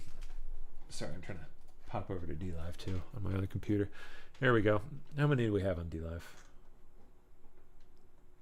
687-ish. So that is 687 people that are too lazy to jump from Dlive to YouTube. I still love you guys, but come on! Do it! Get over there and hit the thumbs up. Get us some views over there. We need the view hours. So in order, one of the main reasons I need you guys to do it is so that I can remonetize the channel there. I need to get some, what do you call it? They have like these prerequisites in order to monetize the channel. I'm trying to pull it up so I can show it. Earn, that's where it is. So I have enough subscribers, but we need more watch hours, I guess. I don't know why they're not maybe at the end of the day we'll get them. I'm not sure. It says we need 3,000 watch hours. Do live streams not contribute to that? Does anyone know? Does it have to be like pre-uploaded content? So we need to get that in order to get super chats and memberships and all that back. Unfortunately, they did not restore that. Assholes. Yeah.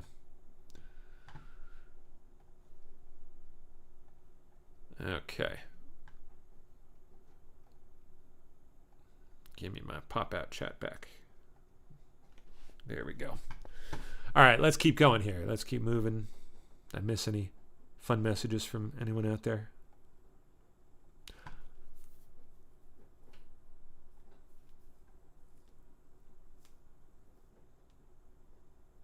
Okay, good. That's good to know. Diane says, yes, live streams count, or they did last year. Yeah, I don't see why they wouldn't.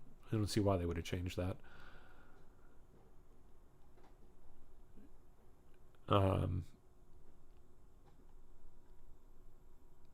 Hopefully it won't take all that long. Dream of a Hive says, if you restore an old video has no copyright issues, will the watch hours count for it? Nope. I wish. Boy, wouldn't that be nice. No, it's got to be watch hours within, what is it? Oh shit, that's not the right window. There's like a specific caveat that excludes that. Yeah, last 365 days. It's got to be 3,000 valid public watch hours within the last 365 days. So, yeah, they chopped that one out from us.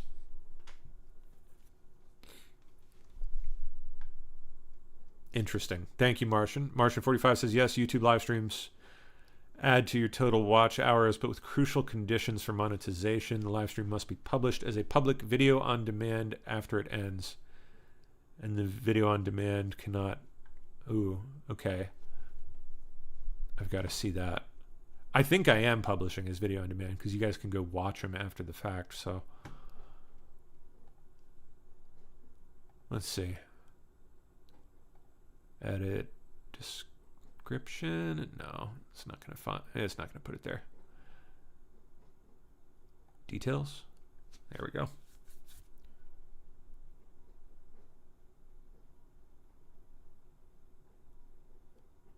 I don't know where they put it.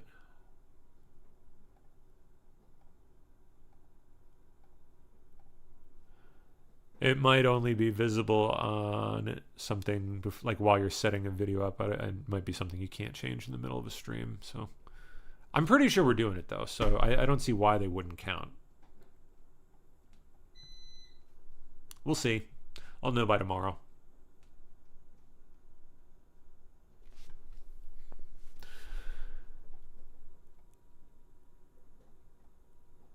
Any updates at all on the Cath? Anyone?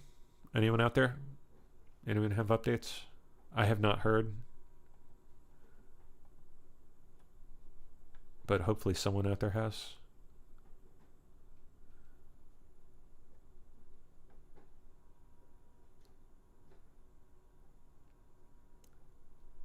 Yeah, I hope she's doing well. Better. Yep, Mega Mullet shows tonight. For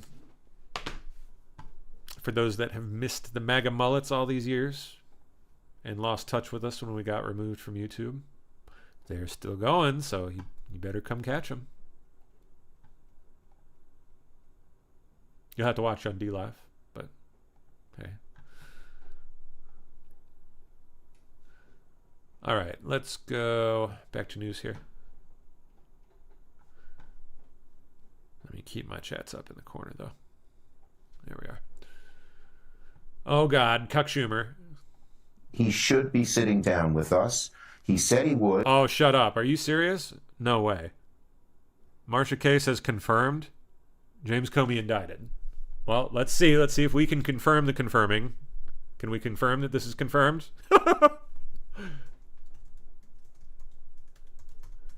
Well, if so. Told you guys it wouldn't take long. Yep, there it is. There it is! Obstruction of justice and perjury charges. It begins! Here we frickin' go! Alright, I'm changing the title. Breaking right now, tonight, a major Let me update the title here. We brought to you earlier in the hour. A grand jury has just handed down an indictment for former How do I do FBI that? Director James Comey. The Justice Department accuses Comey of lying to Congress while under oath back in 2020. Let's bring in David Spunt with all the breaking details. David, what can you tell us? Well, Jillian, we are waiting to get the actual details of the indictment. We're just told that an indictment has been handed up against the former FBI Director James Comey. So I don't want to speculate on the actual charges yet until I see the paper in hand. That's the only responsible. All right, what were the charges here? James Comey, Obstruction of justice and perjury.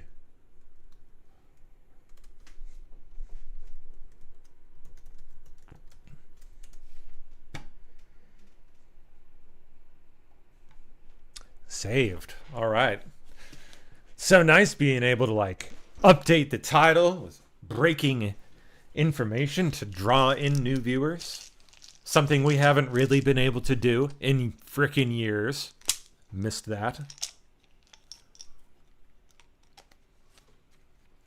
Pretty sweet, you guys. Here we go. What a day. We come back to YouTube, and a day later, not even, James Comey gets indicted. Here's James Comey lying under oath. Enjoy. There should be no fuzz on this whatsoever. The Russians... No fuzz, except for all the fuzz. Except for all the fuzz that he's just pretending doesn't exist. Interfered in our election during the 2016 cycle. They did it with purpose. They did it with sophistication. They did it with overwhelming technical efforts. and it was an active measures campaign driven from the top of that government. There is no fuzz on that. It is a high confidence judgment of the entire intelligence community, and the members of this committee have seen the intelligence. It's not a close call. That happened. That's about as unfake as you can possibly get, and is very, very serious, which is why it's so refreshing to see a bipartisan focus on that, because this is about America, not about any particular party. So that was a hostile act by the Russian government against this country. Yes, sir. In that time frame, there were more than the DNC and the DCCC that were targets. It was Big Bad Ivan. Correct. There was a massive effort to target government and non-governmental, near-governmental agencies like nonprofits. What would be the estimate of how many entities out there the Russians specifically targeted in that time frame? It's hundreds. I suppose it could be more than 1,000, but it's at least hundreds. Boy, all this shit is going to come back to bite him so bad. The entire justice enterprise in the United States depends upon an honor system. Oh, man, what a joke. It depends upon people when they raise their right hands in a courtroom or when they speak to an investigator at a doorway or in an office building. How's that for raising my right hand? Fuck you, buddy. It depends upon them telling the truth. It depends upon them abiding a promise they made to tell the truth, the whole truth, and nothing but the truth. And we are long past the days when that oath was backed in most people by a fear of going to hell. And so it turns out it's an honor system. To get information. I wonder where you're going. To be able to find the truth. And the truth is a real thing. There are facts, there are things in this life that are verifiable or falsifiable. The entire justice system is built around the notion that the truth can be found to a high degree of confidence. But to it can also be hidden, can't it? Find it, you have to count on people to tell it to you. And because they might... Or, in your case, it can even be fabricated entirely out of whole cloth. Fear to tell it to you or be motivated by greed or other human flaws. Oh, things you would never be motivated by, of course, yeah. Not to tell it to you. When you encounter a situation where someone has buy my book. Pay me to speak at your university. Told you the truth. $50,000, please. As a federal employee, as a Department of Justice lawyer or an investigator, you must pursue that aggressively to send a message to the others who might follow and raise their right hand or speak to an investigating agent that they will be incentivized to tell the truth, maybe not by fear of going to hell any longer, but by fear of going to jail or being ruined. Well, lucky for you, you're going to both. Honor system has to be enforced with an iron fist so the system will work, so the truth don't worry, can be found. Don't worry, the fist is coming, buddy. Better bend over.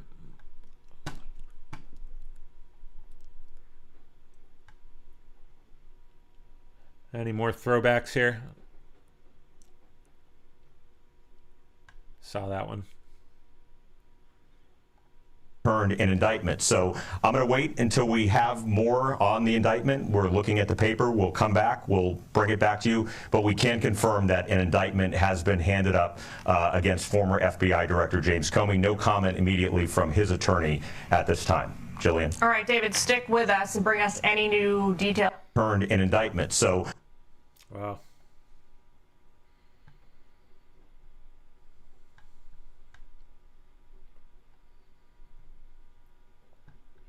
I wonder if they're going to hold a presser on this. I have to imagine they will, eventually. They're going to get asked about this, so.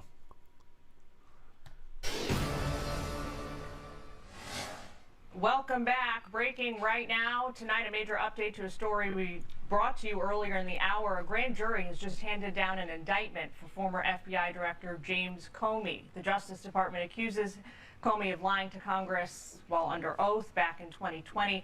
Let's bring in David Spunt with all the breaking details. David, what can you tell us? Well, Jillian, we are waiting to get the actual details of the indictment. We're just told that an indictment has been handed up against the former FBI Director James Comey. So I don't want Oh, I would fully expect Adam Schiff to follow very soon. To speculate on the Not to mention John Brennan. actual charges yet until I see the Just you wait. paper in hand. That's the only responsible thing to do. But we know that James Comey, the former FBI director, has been indicted. We're waiting to see if there's any sort of comment from the Justice Department.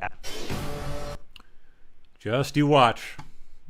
Letitia, Adam Schiff. Who am I brain farting on? Who else did I just mention?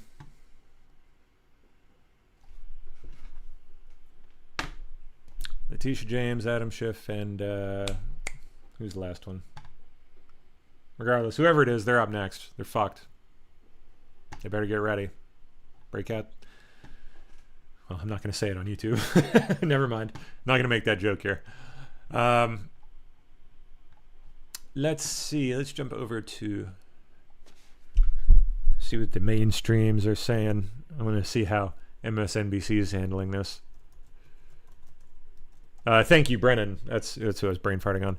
Yeah, remember Brennan's statute of limitations on Brennan is also up very, very soon, if I remember correctly.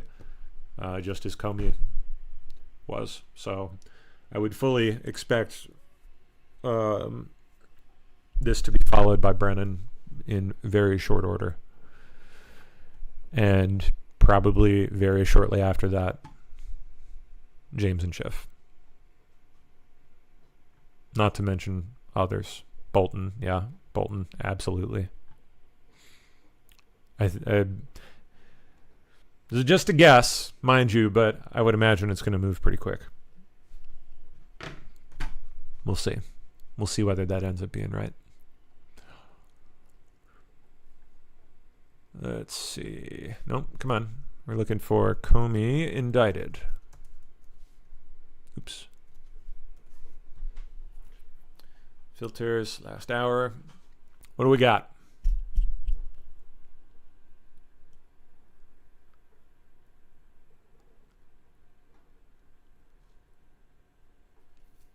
Expected to be indicted, blah, blah, blah, blah, blah. We're looking for talk about the actual indicting, which has now happened. Looks like they haven't gotten to uploading it to YouTube yet. I mean, this did just happen, so just within the last couple minutes.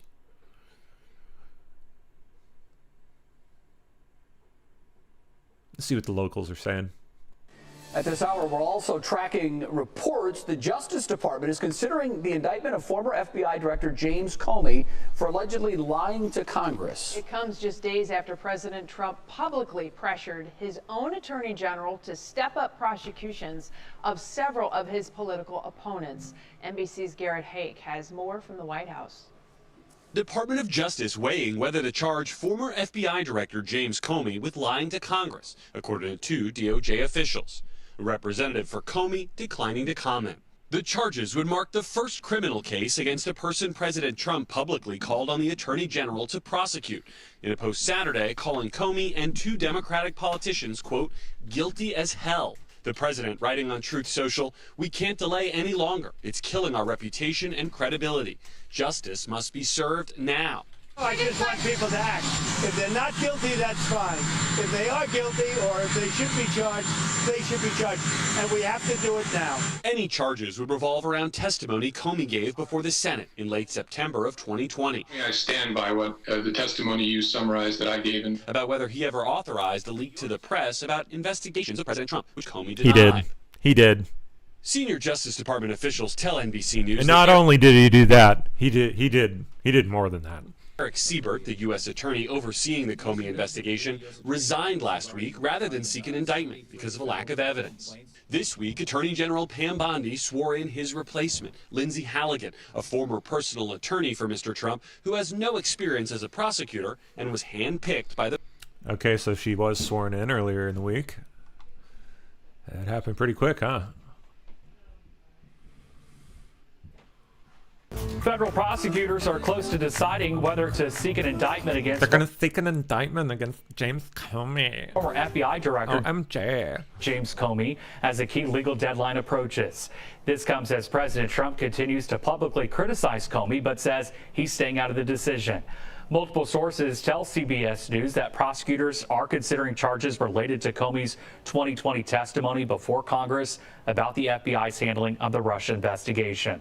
The statute of limitation sneaky Russia investigation runs out Tuesday. OMG. Days ago, the president called on Attorney General Pam Bondi to investigate Comey and other political opponents. You don't want a universe in which that. Jeez. Bringing out the brigade, I guess. Let's keep going. Let's keep going through this. I know we got more to get to. And very little time. Well, actually, I guess that kind of depends. It's, I don't know if LC's coming in tonight or it's Thursday. Yeah. We'll see. If not, I'd definitely got material to keep going. So, Intel is reportedly seeking an investment from Apple as part of its comeback bid. And other news that's moving more. Why would they do that, though? They don't even... They stopped using Intel parts years ago now. As far as I'm aware, I don't think they... I don't know, maybe Intel manufactures some components for them, but they stopped using all the Intel cards back in, like, 2019. Shutdown stakes escalate as US agencies draft mass firing plans. It's Thursday, the 25th of September, and this is what you need to know. Looming government shutdowns may be routine in Washington, but there's a new sharp escalation. The White House Budget Office is directing federal agencies to prepare mass firings, not just temporary furloughs. Oh yeah, and that's going on too in the midst of all this. And yet another big deal. At the heart of the crisis, a bitter funding impasse as the October deadline looms. President Trump cancelled today's planned meeting with Democratic leaders, demanding that they drop their push to renew healthcare subsidies before talks resume. Our stock of the day is Intel. Bloomberg News reported that the struggling chipmaker has approached Apple for a possible investment. I mean, I guess they probably do have pretty good potential to... They still got all their manufacturing just kind of latent out there. Could be retooled for other things. I don't know. Maybe. It'd be nice to see Intel recover and try to compete with NVIDIA a little bit, for goodness sake. White House to agencies, prepare mass firing plans for a potential shutdown. Yep.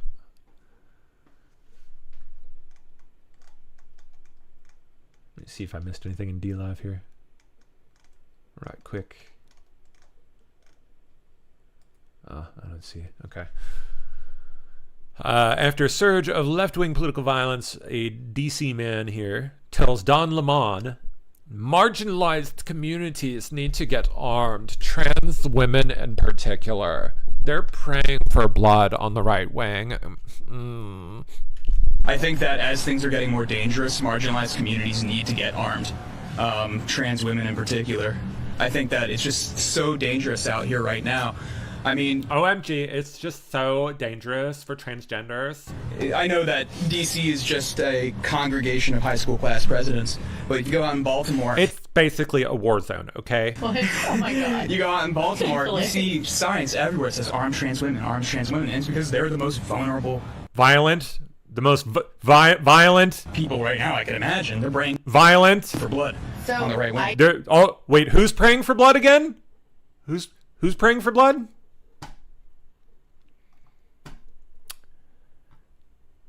It's the transgenders, sir. The transgenders are praying for blood. Come on, let's be real.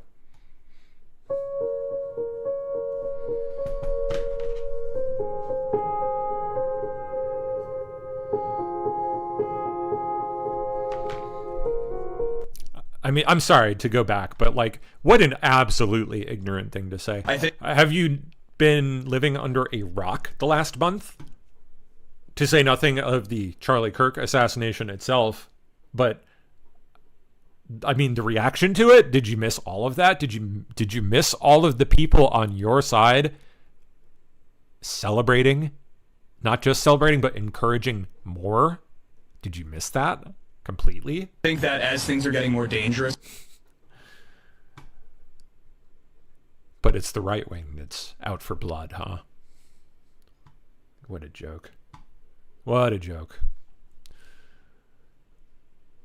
Oh, this is at Virginia Tech for a Turning Point tour. Wow.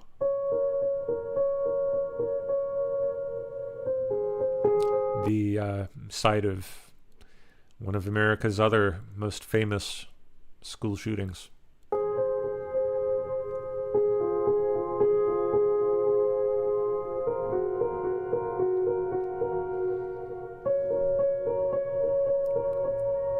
Wow.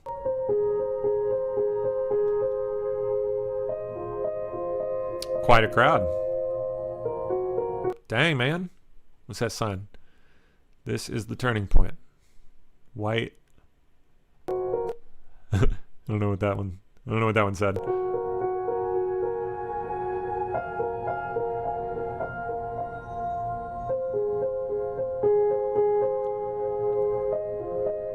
Dang, man. This is pretty awesome. Pretty amazing. Starbucks to close undisclosed number of underperforming stores. This was like the writing was on the wall for them, man. They have been just completely hollowed out by like mom and pop coffee shops. Go figure. Thank God. Like people have, after they'd spent, you know, the better part of a decade or two demolishing those very same mom and pop coffee shops, people finally realized their freaking mistake and realized how shitty Starbucks is, how garbage their coffee is, and finally started returning to the mom and pop shops. A nice little hole in the walls that actually know how to work an espresso machine, get some actual, you know, properly roasted and sourced coffee, actually know what they're doing. So much better than Starbucks. Yeah, writing was on the wall for them. They've they overextended themselves over the years and have all these frickin' stores all over the frickin' country, and all you see popping up nowadays is like little, you know, just independent coffee shops. That's what people want. It's really fantastic, actually. It's great to see Starbucks catching it like that. Assholes. All right. We are past the top of the hour here, so I will halt. LC Mac has arrived. How you doing, bro? What's up? Oh, I'm good. How about you? Doing pretty good, man. Yeah, dude. Nice weekend, I hope. Oh yeah, doing my best. Yeah, we're kind of back on YouTube a little bit, sorta. Oh, really? Yeah, awesome. man. Yeah, I saw that announcement about the YouTube thing, and I hope that holds. Really do. That would be massive. We will see. I'm going to be very cautious. Yeah, don't hold your breath, but at the same time, you never know. Exactly. That's sweet. Yep. That's amazing, honestly. Did you hear the latest news about Comey? Mm-mm. Comey got indicted. Oh, really? Yep. It happened. Nice. Cool. Indeed. What are the charges? Obstruction of justice and perjury. Nice. Oh, you could slam him pretty hard if they... Yeah, if they really throw the book at him? Oh, yeah. I hope they do. He deserves it. And they should. They should make an example out of him. I'm so far beyond, like, let's not do this because our opponents might use it against us. Yeah, no pussyfooting. It's time to do it. It's time to do it.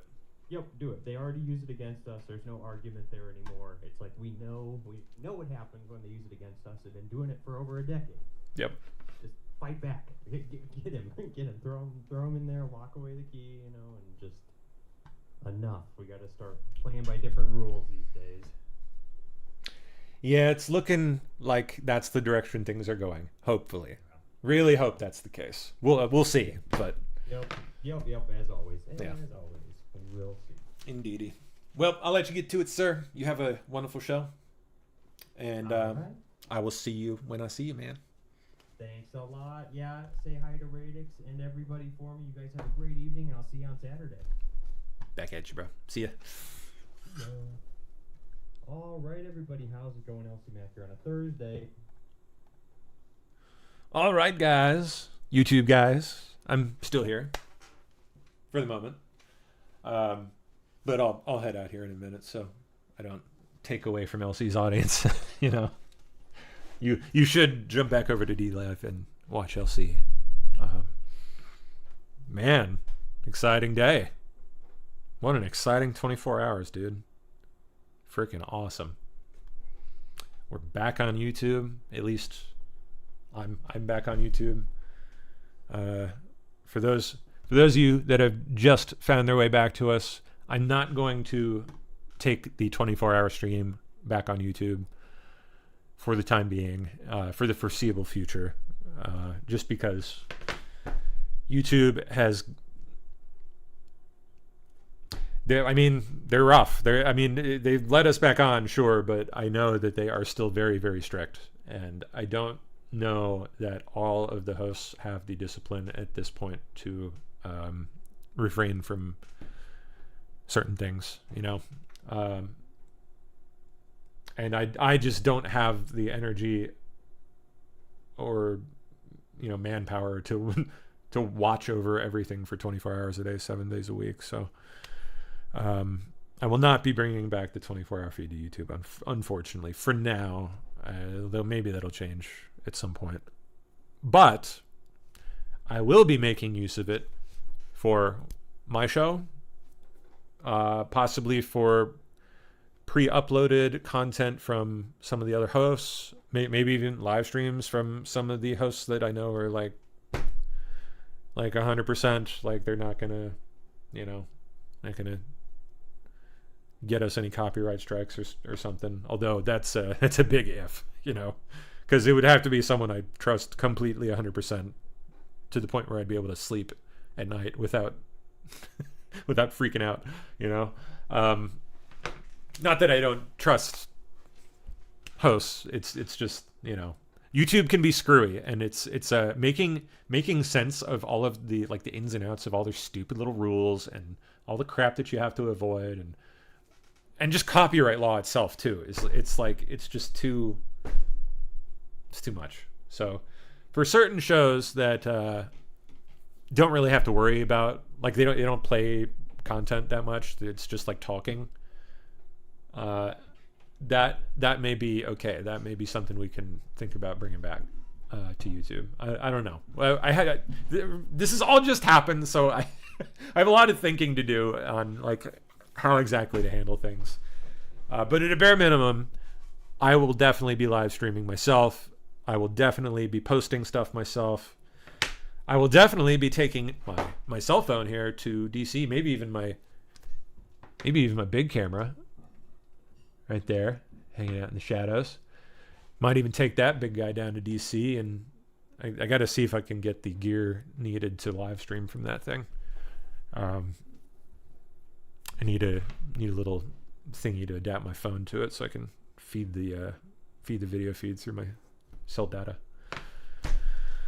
That would be really nice, because it's an excellent camera, very good camera. But at a bare minimum, I can use cell phones. Are freaking incredible these days, man. So I will definitely go down to DC and try to harass some Congress people on y'all's behalf, et cetera, et cetera.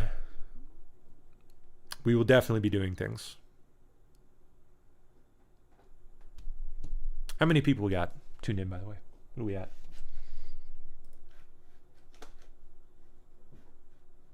I lost my feed. Where'd it go? There we go. Okay. Oh, that's the one from this morning. Okay, we're at like 284. Not too bad. 248. Of course, he's still out there doing it, man. That's crazy.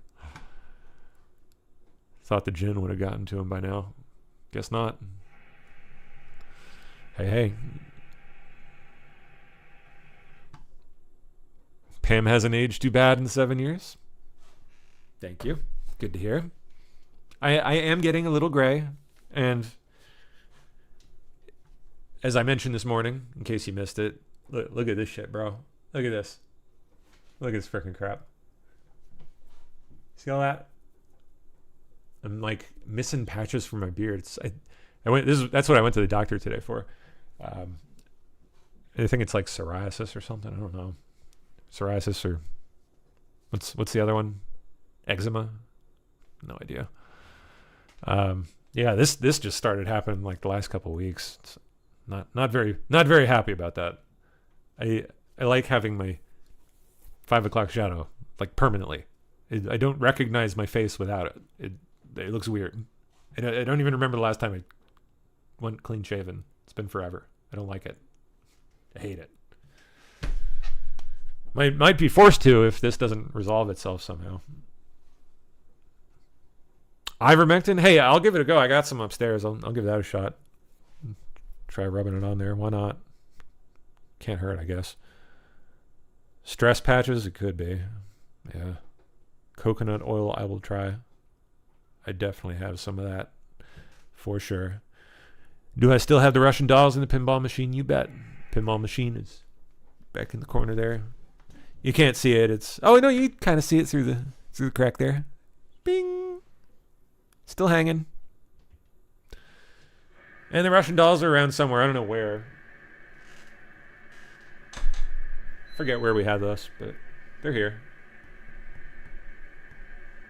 Someplace or another. Oh, cool. We hit 300 a little bit ago. That's nice. Cool. Good times.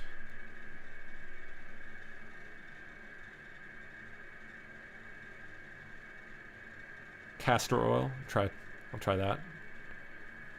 I'm going to be dumping all kinds of crap on my face, I guess.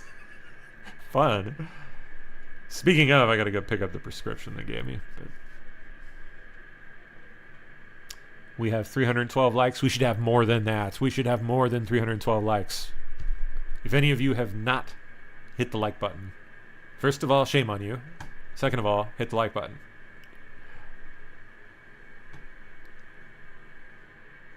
Hi, Andy Z for you too. Good to see you. They say PSB was/is original Patriot channel. Mucho respecto. Mucho respecto indeed.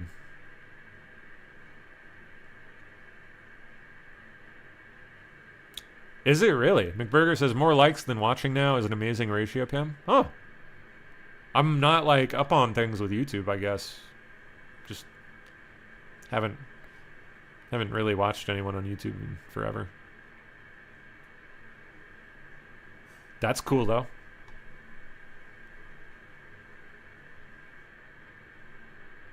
Alopecia. Yeah, that's one of the other ones. I don't know. I don't know what it is. They're supposed to... I don't know. I'm supposed to go to a dermatologist next, I guess. See what they say.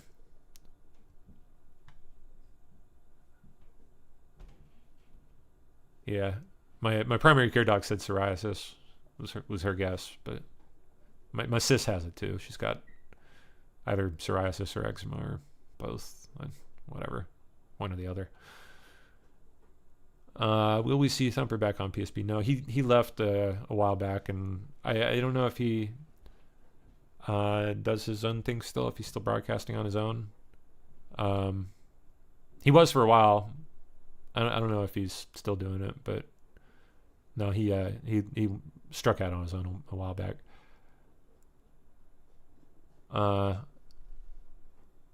Wow, Oliver77 says, I found this channel February 7th, 2018. Have been watching and listening ever since. There's a lot. That is like right at the beginning. I think when I was looking at it this morning, I think the first broadcast was January 25th of 2018.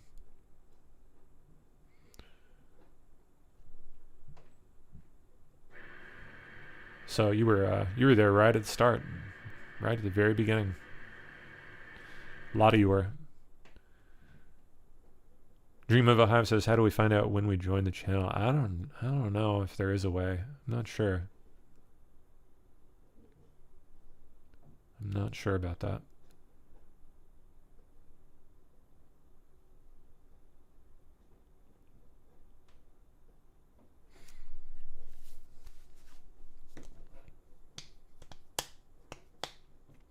John Collins says I'm just seeing video, nothing under it. I'm not sure what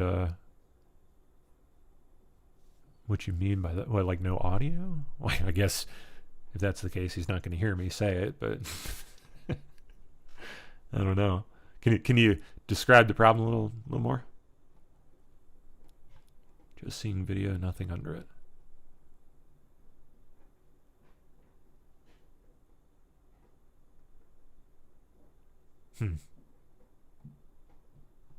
What year was Rob Dew interview? That was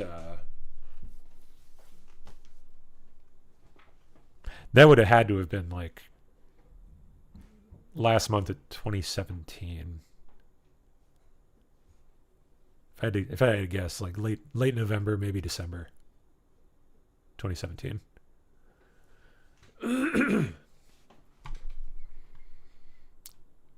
Because all the posts started, what? Was it October? I think it was October 2017. So it was like a couple weeks after everything started, right? It's been a long time since I thought about all that time. But that sounds right. Yeah, I think it must have been November. Must have been November 2017. You could probably find the old video still somewhere out there.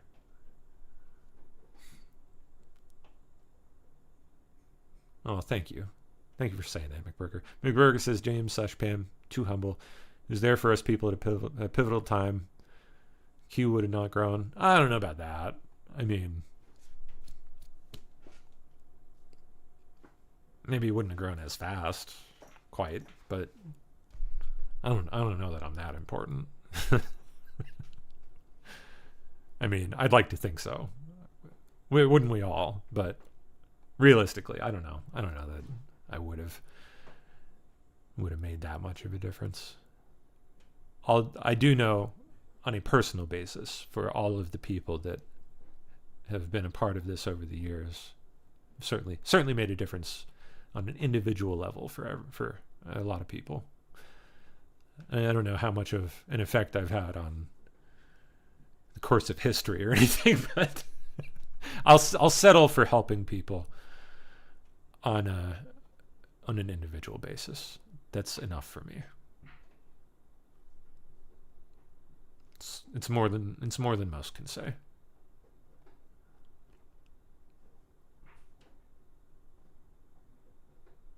It's definitely been a satisfying endeavor over the years, for sure.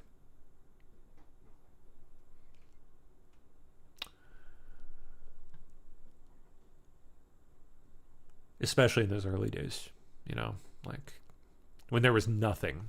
Like it's so easy to forget these days, and the modern smorgasbord of alt media garbage you can gorge yourself on now.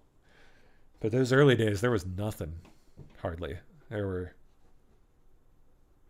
a few of the old time radio shows, like, what do you call it, Caravan After Midnight and Art Bell. There was Tracy Beans, I guess. There was, a few people like that, just sprinkled around here and there, but by and large, there was nothing. Yeah, it was a different world back then. I don't know that things are necessarily better now, to be honest, but because the alt media, I have a lot of criticisms of what's become of the alt media. For those of you that haven't seen me in a long time, I'm not terribly pleased with how things have gone. I gotta say, I don't think it's lived up to its promise in a lot of ways, and in many, I think it's become just as bad or worse than the mainstream. Unfortunately, obviously not true across the board. It's a generalization, but the alt media field has become a mess. It's a train wreck. Disinfo, misinfo, just spreading like wildfire all the frick over the place. People chasing down whatever tickles their fancy. As long as it sounds good and confirms their biases, they'll believe it. Like, it's gotten bad. It's gotten really bad. I remember when we started out, things were a journey for the truth, no matter how uncomfortable it might be. Or, you know, no matter how boring it might be. For that matter. The truth can be boring sometimes. It can. So I think it's kind of hard to blame people, though. Like, last decade, it's difficult to have lived through the last decade without having your trust in institutions completely demolished, and not just institutions, but just your trust in everything completely demolished. Your fellow man, your friends, people you once called friends, your family. You know,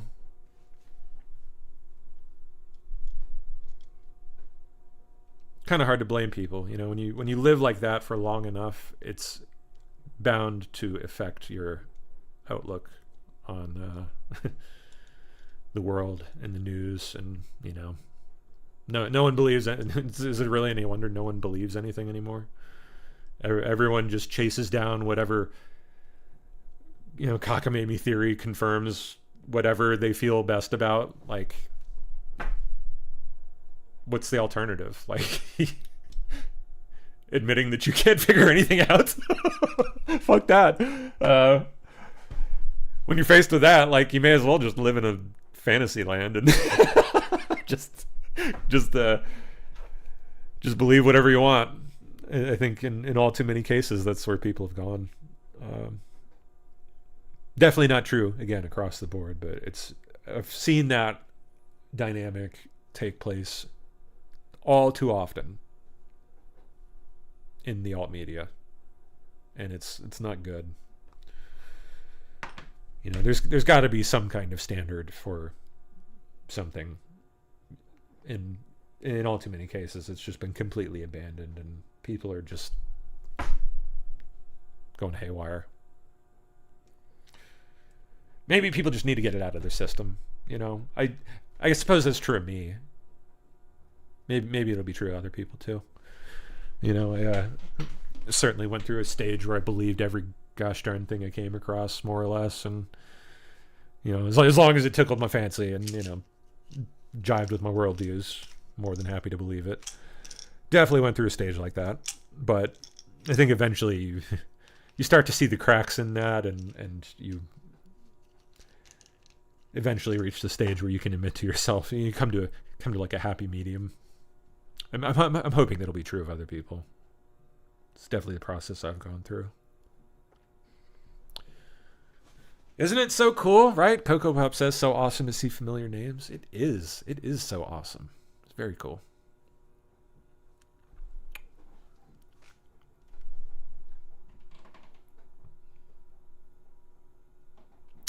Yeah, that's the other. Today's the day says they got to keep making that money flow. Yeah, that's another. I think that's one of the biggest hang-ups right there. That's one of the biggest traps that the alt media has fallen into. Just like the mainstream. Like okay, so like how many people, how many shows out there do you think are influenced by the sponsorship deals that they have? Say people who are sponsored by major cryptocurrency companies or gold salespeople, right? Like how many of those people do you think are going to honestly report on those matters?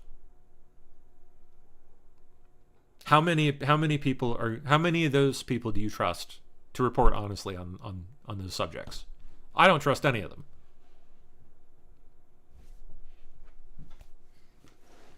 Because it's all too easy. And you see, like, it's painfully obvious when it's happening. They just become shills for whatever their chosen sponsor is, and they'll only report news that ends up pushing people to their sponsor. I've seen it happen over and over and over and over again. It's the same shit you see with pharma, like big pharma in the mainstream news. Same shit. Yeah, I mean, shit. On that topic, you even see it with like the alternative health crowd. See the same crap going on. Like they'll push any old kooky, you know, whatever made up kind of cure, as long as it makes them some money and they're selling it in their store and can make a, you know, massive shitload of cash off of it. How many of them do you think are going to report honestly? I'm sure they're out there. Don't get me wrong. Like I'm sure honest people with sponsors exist. Probably a good number of them. But I don't think that's really the rule. I think that's the exception to the rule. Based on what I've seen. It's nasty out there, man. Like people are so unscrupulous and like they'll say anything for a buck. Anything. And even just sponsors aside, people will say anything for a click, anything for a buck. They'll come up with the craziest nonsense, doesn't matter how obviously false it is. If it's something that will get them clicks, there are certain people in the alt media that will run with it. They don't have enough integrity to say, that's not true, I shouldn't put that out there. It's not worth the clicks. It's not worth my integrity. How widespread is that? It's sickening to me. Based on what I see out there every day, it's disgusting. I'm disgusted by it. Sorry to be a Debbie Downer. I don't mean to be, but that's like that's the state of the alt media these days in all too many cases. Definitely some gems in the rough though. There are some good ones out there. No doubt. But as soon as the greedy crowd kind of saw which way the wind was blowing and saw that the eyeballs were there, it was only a matter of time before the clickbait shit and the unscrupulous multi-level marketers and, you know, all the nasty business just started making its way in. It was only a matter of time.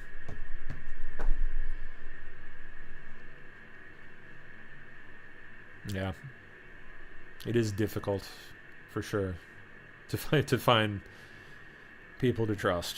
I know.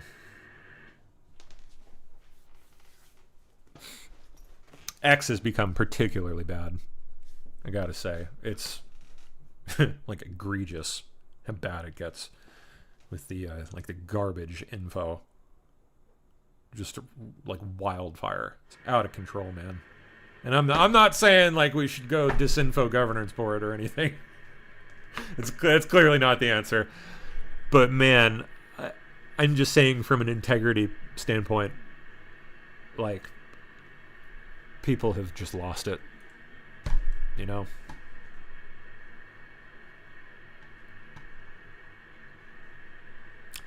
Seen so many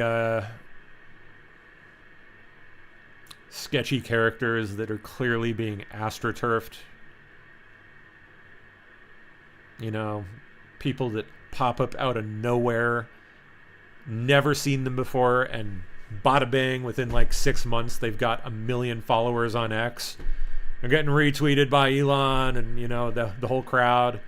So sketchy. So sketchy. Seen that happen. Oh my god, way too many times at this point. Uncomfortable.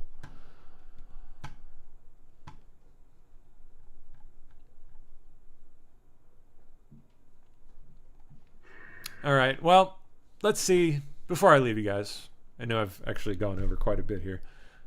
Before I leave YouTube here, let's see. What's the latest on Comey? What's the latest on the indictments here?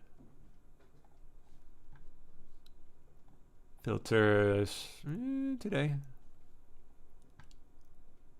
Oop, actually, we want last hour.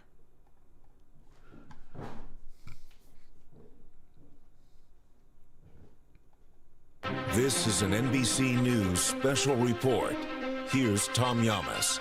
And good evening. We are coming on the air with breaking news. This should be interesting. Right now, former FBI Director James Comey has just been indicted on 2 counts, according to a senior Justice Department official. It comes after NBC News learned this week that the DOJ was weighing whether to charge Comey over allegations that he lied to Congress. Tonight, we understand the 2 counts are false statements and obstruction. This would be the first time a former director of the FBI has ever been indicted in the history of our country. I want to bring in NBC News senior legal correspondent Laura Jarrett. Laura, a lot happening in the last few minutes. Let's get our viewers up to speed here. Do we have an understanding of what this entitled and what this included in testimony to Congress? Yes, our best understanding of what this actually is, Tom, is that Comey was asked by Senator Cruz about whether he had ever authorized a leak to the media. He said that he had not. He was stemming back to some testimony that he had given years prior. He wanted to make sure he stood by that testimony. He said that he did at the time. He has always denied any wrongdoing, ever denied leaking to the press. And so we believe that's what this would be about. Again, that happened in September of 2020. And so you wonder, why bring those charges now? They have a 5-year statute of limitations that would run out this Tuesday. And so we believe that all of sort of the focus around this right now is happening because prosecutors want to make sure they are within that window. And the actual Attorney General herself, Pam Bondi, who has come under increasing pressure from this president about going after his perceived enemies, made it official tonight, even though we have not seen an indictment, saying no one is above the law and that this indictment reflects the department's commitment to holding those who abuse positions of power accountable for misleading the American people. We have reached out to Comey. We have not yet received a statement from his attorney or anyone representing him on his behalf. But I should again say that he has always denied that he has never engaged in any leaks and never had engaged in any misconduct. And we want to be very upfront with our viewers. A lot of this information has happened in just the last 5 minutes. A lot of this is coming out on X, along with our reporting and confirmation with our sources. From our understanding, the interaction, and he was asked by Senator Ted Cruz during that hearing in Congress whether he had leaked or he had been a source or he had authorized a source. Multiple times, James Comey says no. But his deputy, Andrew McCabe, that's going to screw him, sort of didn't agree with him and said he had been authorized and to leak. that's what makes this entire circumstance so unusual, because McCabe is obviously somebody that has also come under a fair amount of criticism and attention from this president. So if the only source of information that James Comey is lying is Andrew McCabe, that would be an extraordinary moment to have McCabe be on the witness stand saying something that the president would obviously wish was true. Again, whether or not this goes to a jury is a different question than whether you get a grand jury to indict. We should make it clear to our audience, we have not seen an indictment. The standard for what can get a grand jury to indict. So has it actually been released yet? Last we looked around 30 minutes ago, it had not. They were still waiting for the documents to drop, but let's see.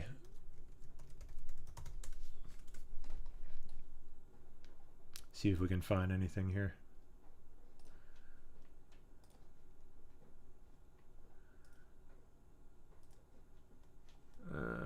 Okay. Sorry, I'm poking through settings here on the back end too. Trying to clean up old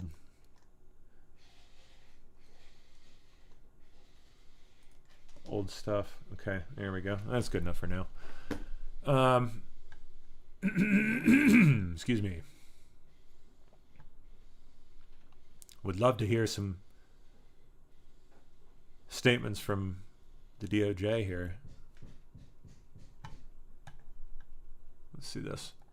It's pretty extraordinary to hear directly from the Attorney General and FBI Director moments after a former FBI Director has been indicted on federal charges. So FBI Director Kash Patel has a lengthier statement than Attorney General Bondi. Patel says, today your FBI took another step in its promise of full accountability. For far too long, previous corrupt leadership and their enablers weaponized federal law enforcement, damaging once proud institutions and severely eroding public trust. Every day we continue to the fight to earn that trust back, and under my leadership, this FBI will confront the problem head on. Nowhere was this politicization of law enforcement more blatant than during the Russiagate hoax, a disgraceful chapter in history we continue to investigate and expose. Everyone, especially those in positions of power, will be held to account, no matter their perch. No one is above the law. So that is a lengthy statement from FBI Director Kash Patel, speaking of his predecessor, not his direct predecessor. Okay, so we did get a statement from Kash Patel. That was Christopher Wray, but 2 FBI directors before him. So let me read that out again.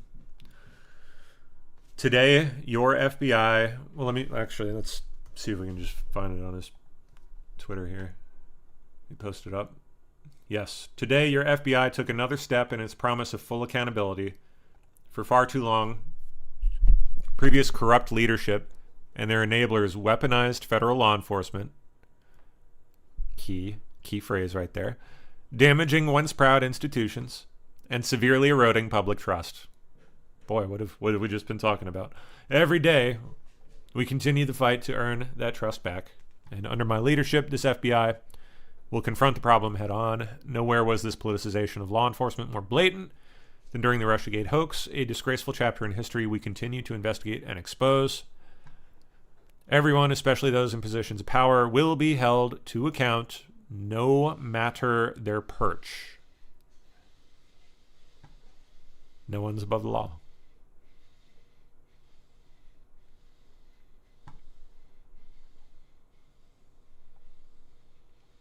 Everyone, especially those in positions of power, will be held to account.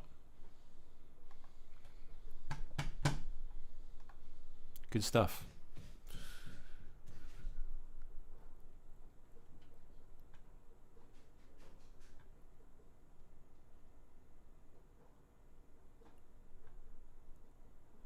Okay, we've seen all this. Catherine Herridge commenting on it. Comey indictment. This is the clip you should not miss. We'll watch it in a second. In August, I reposted Comey's 2017 congressional testimony.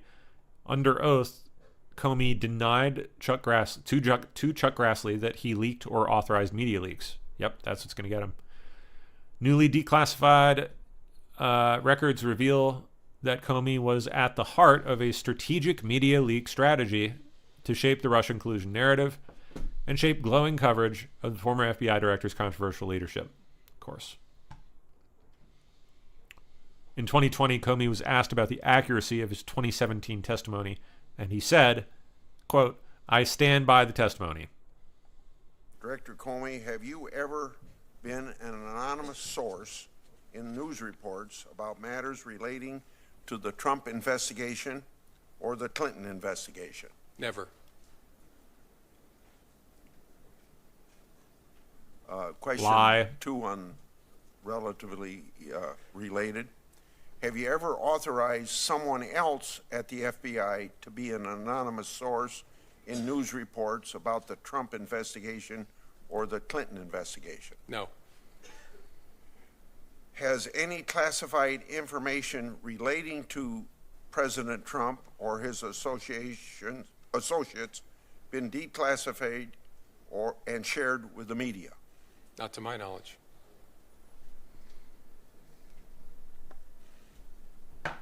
You testified before the House Intelligence Committee that a lot of classified matters have ended up in the media recently. Without getting into any particular article, I want to emphasize that, without getting into any particular article, is there an investigation of any leaks of classified information relating to Mr. Trump or his associates? I don't want to answer that question, Senator, for reasons I think you know. There have been a variety of leaks. Well, leaks are always a problem, but especially in the last 3 to 6 months. And where there is a leak of classified information, the FBI, if it's our information, makes a referral to the Department of Justice, or if it's another agency's information, they do the same, and then DOJ authorizes the opening of an investigation. I don't want to confirm in an open setting whether there are any investigations open. I want to challenge you on that, because the government regularly acknowledges when it's investigating classified leaks. You did that in the Valerie Plame case. What's the difference here? Oh, Valerie Plame. Well, the most important difference is I don't have authorization from the department to confirm any of the investigations they've authorized. And it may be that we can get that at some point, but I'm not going to do it sitting here in an open setting without having talked to them. Oh, he's so screwed.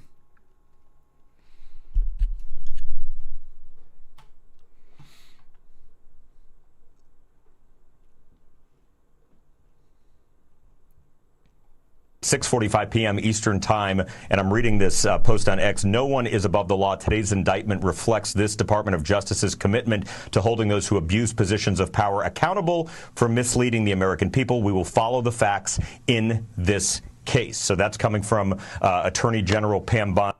Oh, we got some media freakouts here? Yes. Give me that now.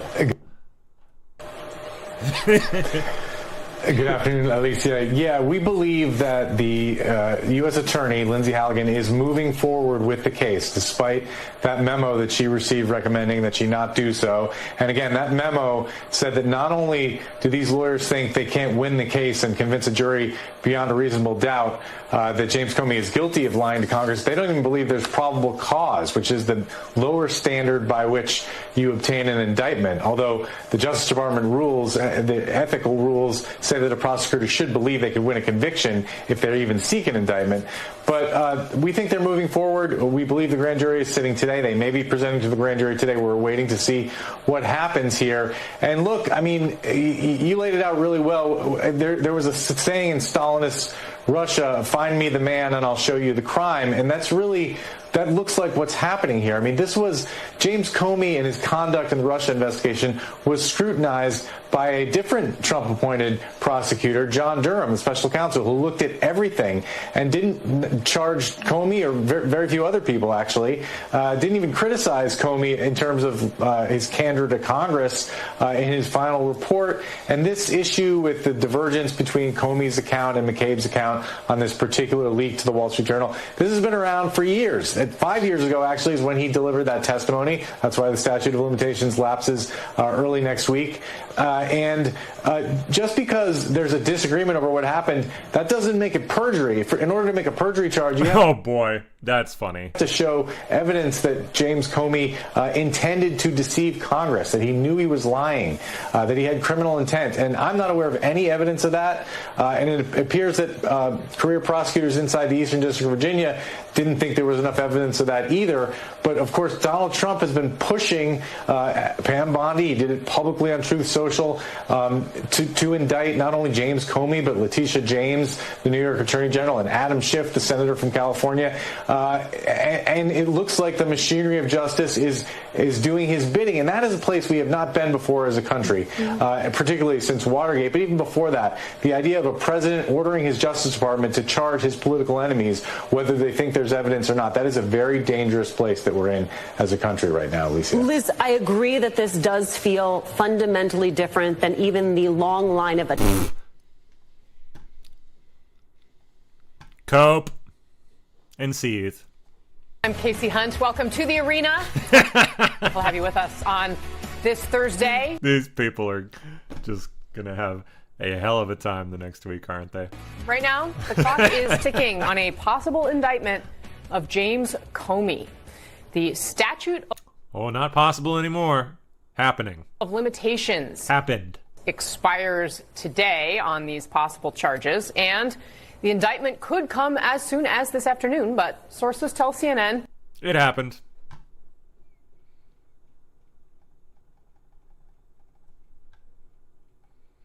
Working on oh yeah, then we got this going on with Russia. Russia says that NATO has basically declared war on Russia. Like what? The basis of principles enshrined in the UN Charter taken in full comprehensively. This could have something to do with the DoD, like, you know, Hegseth pulling all the generals and admirals back. Who knows? With due regard how they're interrelated is a way of laying the groundwork for the progressive development of all states without exception, large and small.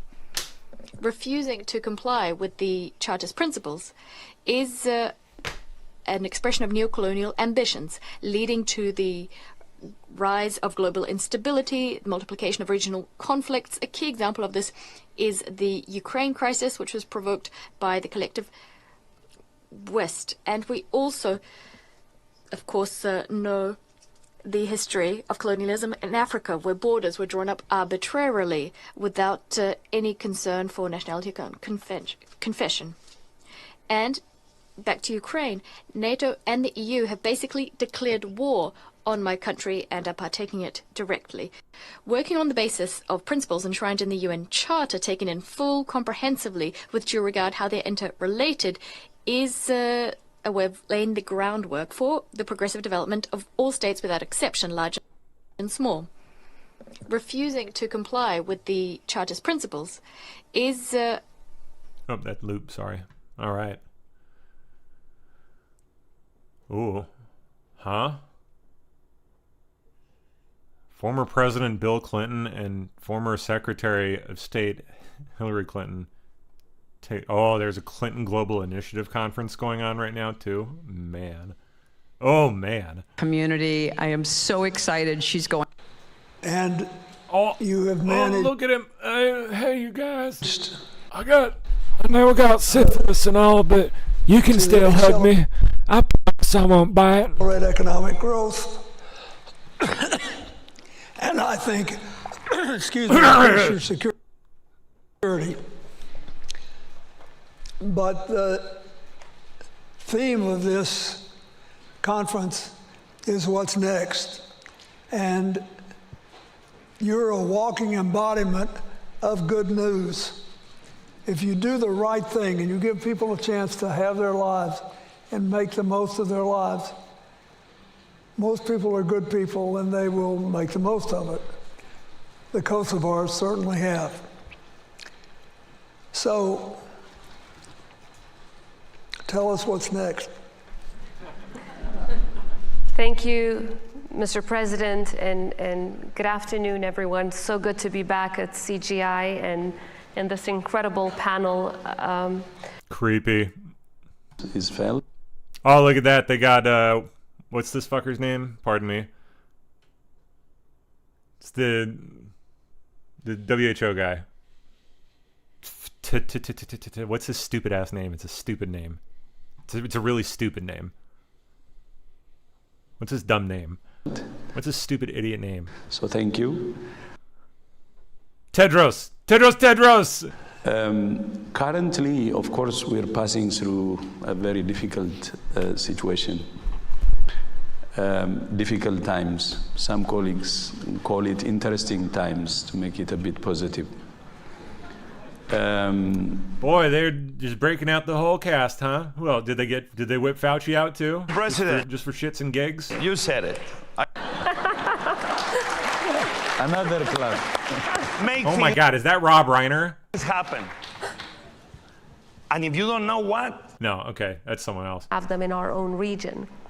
But when you have very strong foundations. The screen is going to explode. Filmmakers, because again, for our continent of Africa. Oh, they're having a talk with African filmmakers? It's about identifying what the challenges are. Yeah, okay, lady. In general. Oh, God. That will sit on the platform. We've invested in the marketing as well. And it's going to be called Ebony Life On Plus, and it will launch hopefully within the next, actually 4 to 6 weeks. We've been working on this for over a year. This sounds like a Nigerian scam. Yeah. And it's to ensure that is there a prince involved? Through technology, that our stories can travel around the world.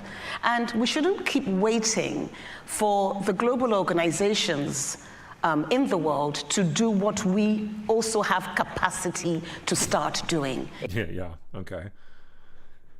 If that were true, you'd be doing it. In California, raise your hand. Man, they really want their grubby little fingers up in Africa, don't they? It's the only place left they can treat like the wild frickin' West.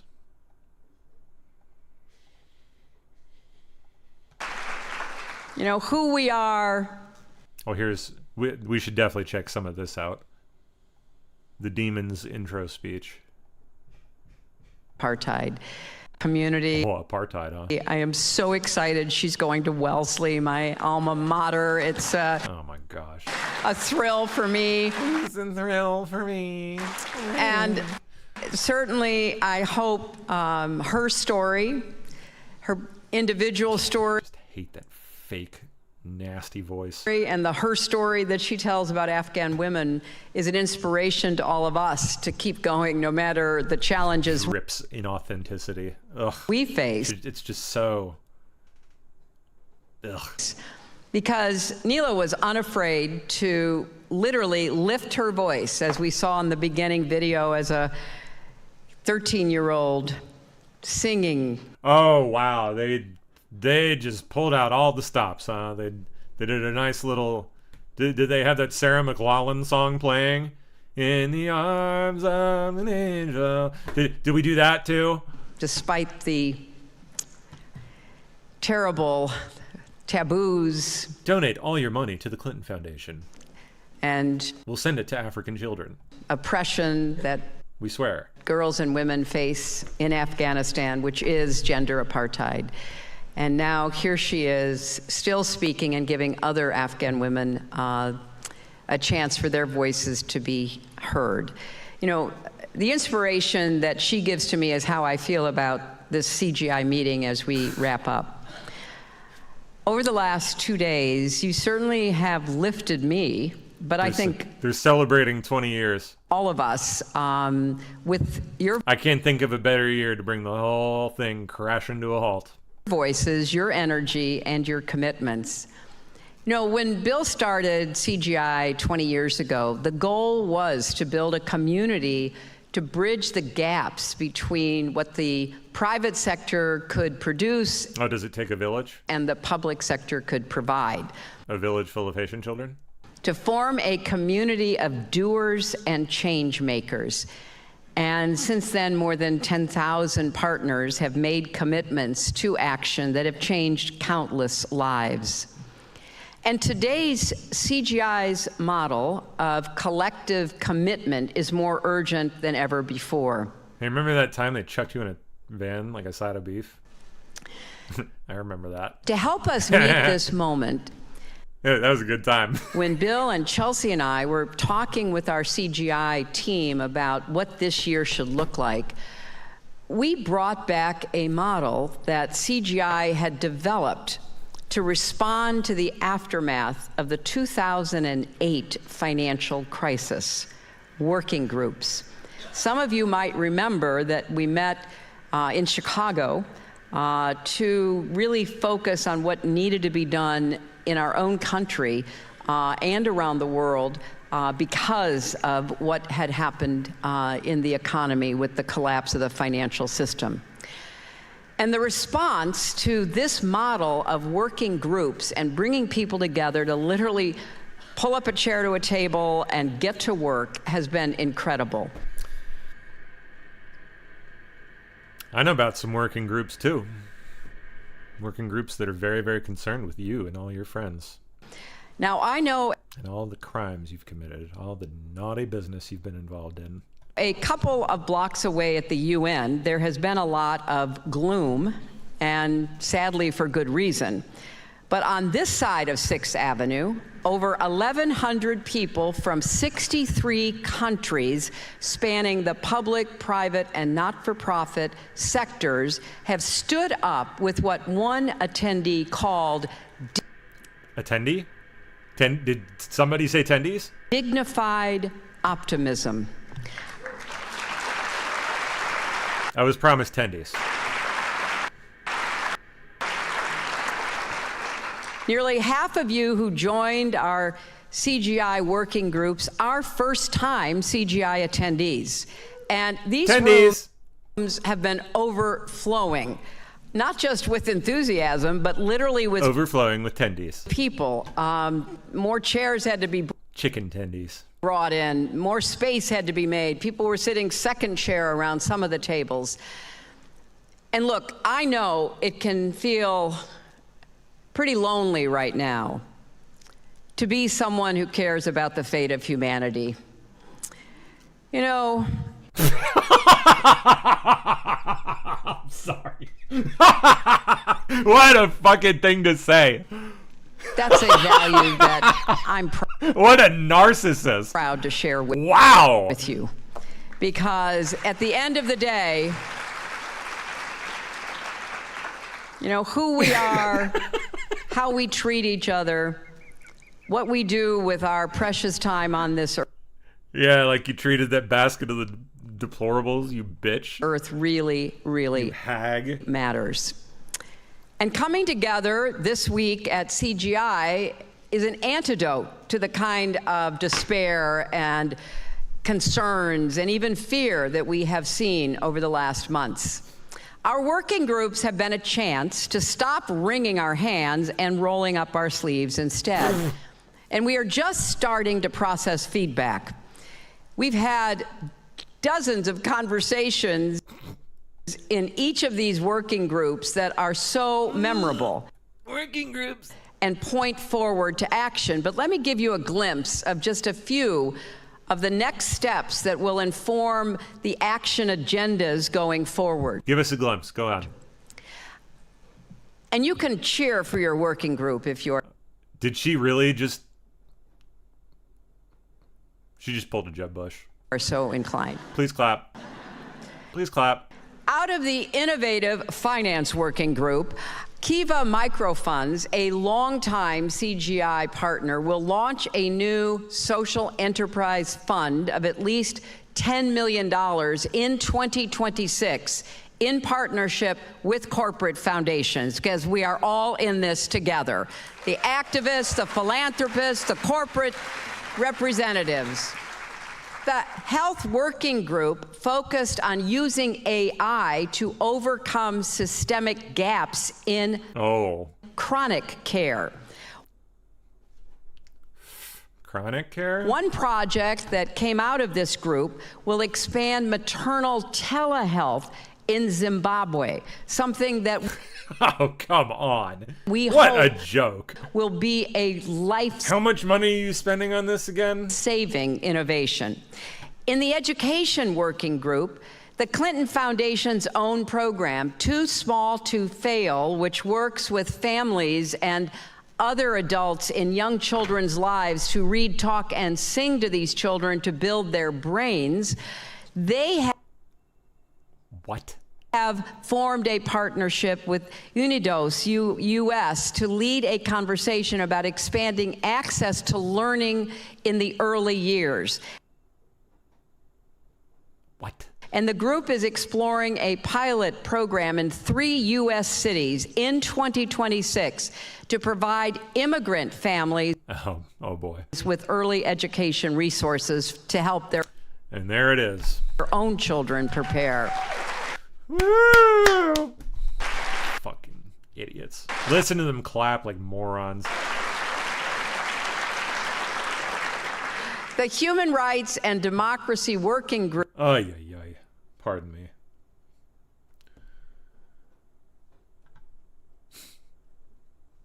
What a thing to say in the current in the current atmosphere we find ourselves in. Like, it's just jabbing it in people's eye. Group focused on issues like accelerating women. Then again, I guess she doesn't really have a choice. It's how they make money. Democratic participation. Grifting off of, well, literally just trafficking people, basically. And defending LGBTQ plus rights in these tough times. Please. We also heard ideas from civic education programs for at-risk youth in Northern Ireland, as well as anti-authoritarian initiatives worldwide. Word salad. This is an all hands on deck for democracy and human all hands on deck for word salad rights, and we are going to do our part. Members of our climate working group dug into the tough realities of climate change, which, just by the way, is not a hoax, despite what we heard at the UN this week. In fact, they came out with a number of bold plans, including creating a water... Okay, I've had enough. Wow. Hold up. Did Bill speak, though? I want to see that. Community. Bill's hilarious. Unintentionally hilarious. They didn't let him speak, they just put him up on the stage to answer some questions. Some easy softballs. Yeah, that's it. Probably all he's physically capable of doing these days. I mean, look at him.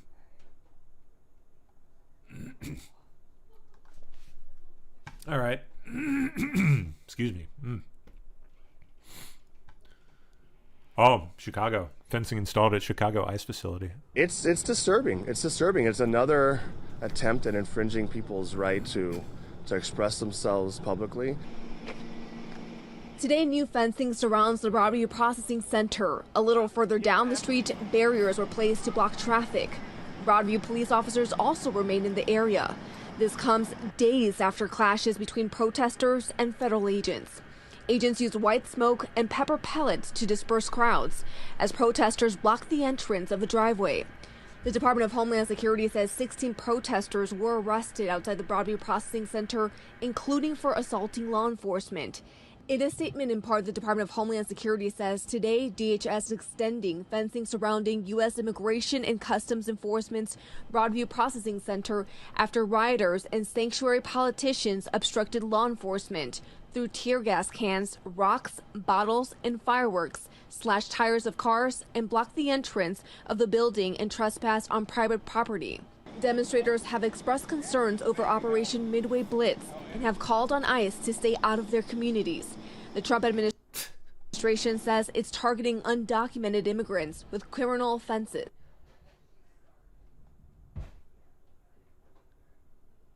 What's up with the... I guess they got a paid videographer.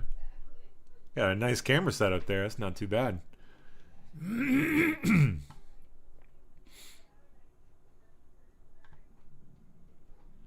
All right. Anything else interesting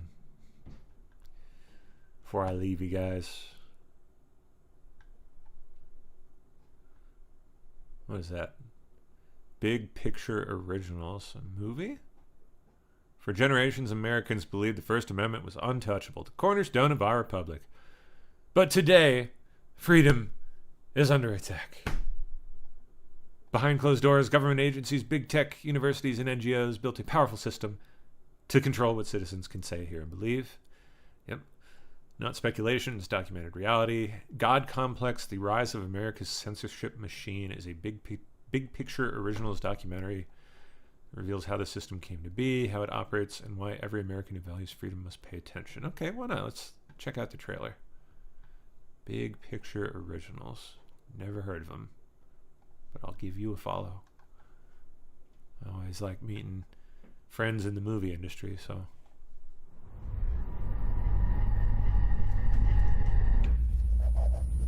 I began my journey into chronicling the censorship industrial complex. Off to a good start. I like Ben's.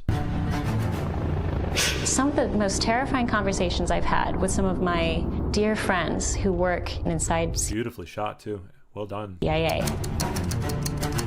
And their jobs is to go to other countries, get involved in elections, protests that will help overthrow a regime. It's no secret at this point, the CIA has been doing that for years, for decades.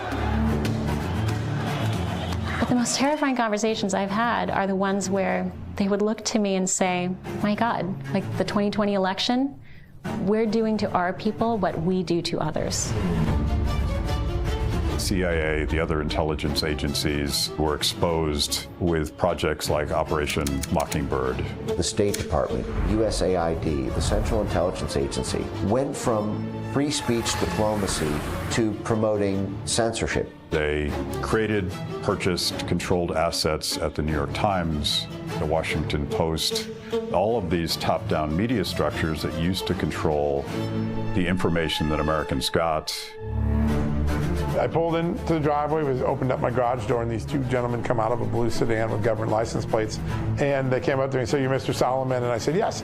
And they said, "You're at the tip of a very large and dangerous iceberg." Oh, yeah, the FBI sent agents over to my home to serve a subpoena. They're questioning me about my tweets. I interviewed Fitton, or filmed the interview for Fitton for a Fox Nation documentary in that room, actually. How is that not chilling? Our whole page on Facebook for the Seventh-day Adventist World Church was removed. The level of censorship that we experienced from publishing this documentary was beyond anything I could have imagined, and we really didn't even understand why. I met him just the other day. He's a nice guy. Jan, how do you pronounce it? Jan Jekelek. Jan Jekelek? I think that's how you pronounce it. So he's a cool guy. We are going to win back the White House. Russia collusion story broke in fall of 16. That's where the big lie first erupted. Russian operatives use social media to rile up the American electorate and boost the candidacy of Donald Trump. That's why they went after Trump with the Russiagate and with the FBI probes and with the CIA impeachments and things like that. My FBI sources told me there's nothing there. And I kept wondering to myself, how could it be that something that's not true be taken so seriously and be portrayed as true? How do you expand sort of top-down control in a society? How do we flip? How do we invert America? The evidence that the Supreme Court recounts is bone-chilling. The federal government would... Man, they had access to some excellent locations. ...call a private media... Jealous as a fellow filmmaker here. ...company and say, cancel this speaker or take down this post. I mean, just think about this. A sitting president of the United States had his Twitter and Facebook accounts frozen. Our founding fathers could not possibly have imagined that. Is there a chance that this documentary will be censored? I think there's a huge chance this documentary gets censored. Yeah, so it's interesting when you look at so many of the big censorship cases in the United States involving COVID, Hunter Biden's laptop, they all go back to a common thread. What is that thread? National security. Google Jigsaw produced world's first AI censorship product, things the model were trained on. Support for Donald Trump, the Brexit referendum that the State Department tried very desperately to stop. These are all these sort of component pieces of what you call the censorship industrial complex. Censorship industrial complex. Censorship industrial complex. Censorship industrial complex. Censorship industrial complex. I've long felt that it was a bubbling God complex. Very good.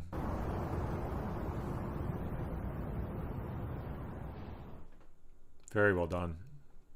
Wish I knew who the director was. Let's see.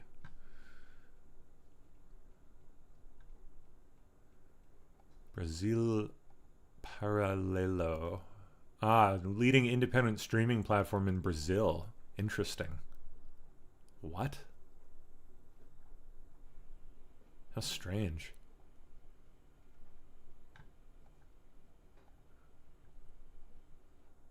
Interesting.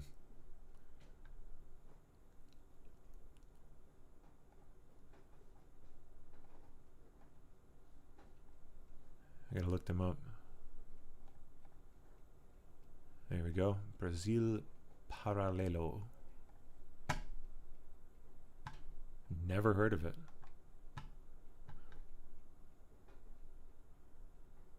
They did excellent work there, though.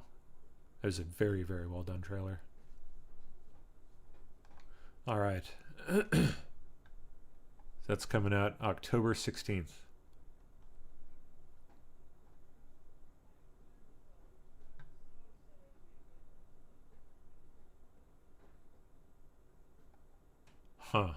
Alleged Charlie Kirk assassin made contact with police officer near where murder weapon was found, according to 2 law enforcement sources. Well,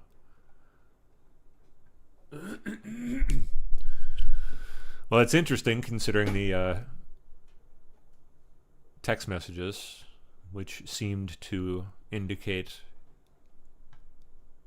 that he was trying to gain access to wherever the rifle was dropped, but was unable to due to cops being nearby or something.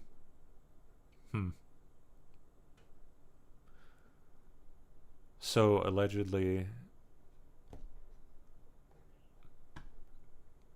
some local cops, it doesn't say what kind of law enforcement, but I assume local cops ran into him.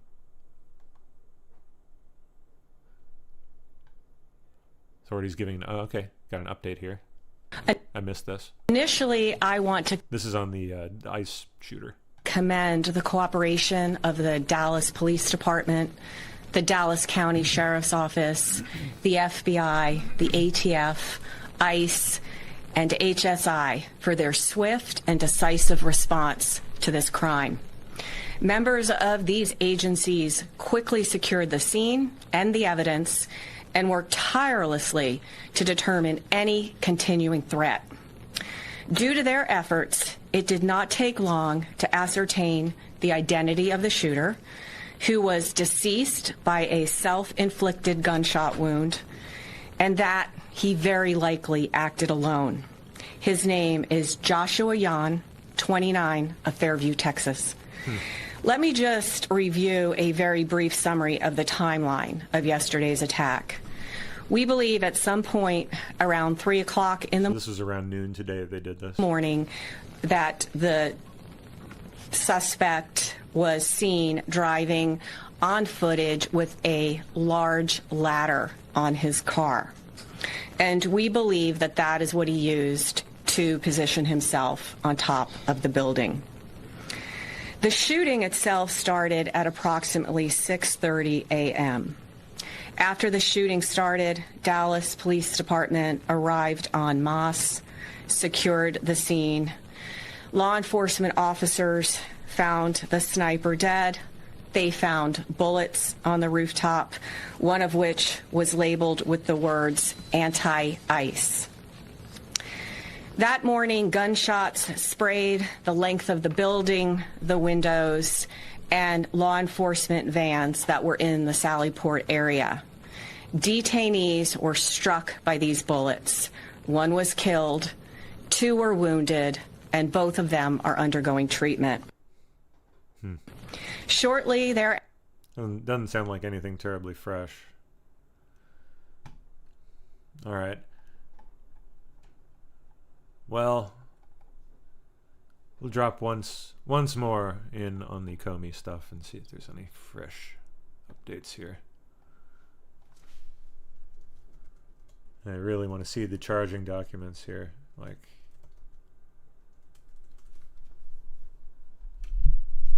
oh, here we go. What is it? Oh, no, never mind. That's Letitia James saying no one's above the law.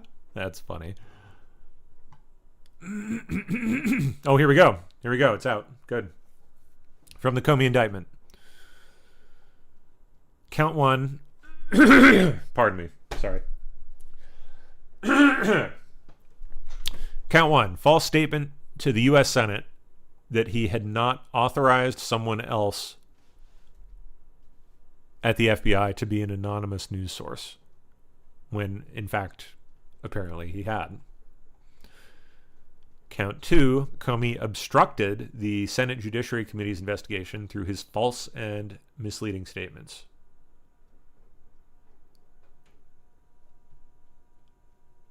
For context, the DOJ Inspector General found that Comey provided copies of his Trump memos to his attorney and / friend.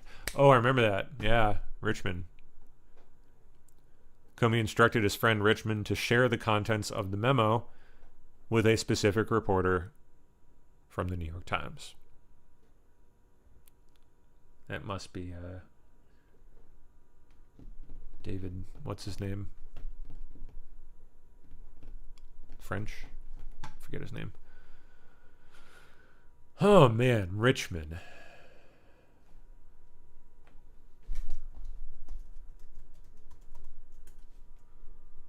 Daniel, is it Daniel Richmond? Daniel Richmond, there it is. Did that ever come up in the old posts? Richmond. Well, not by that name anyway.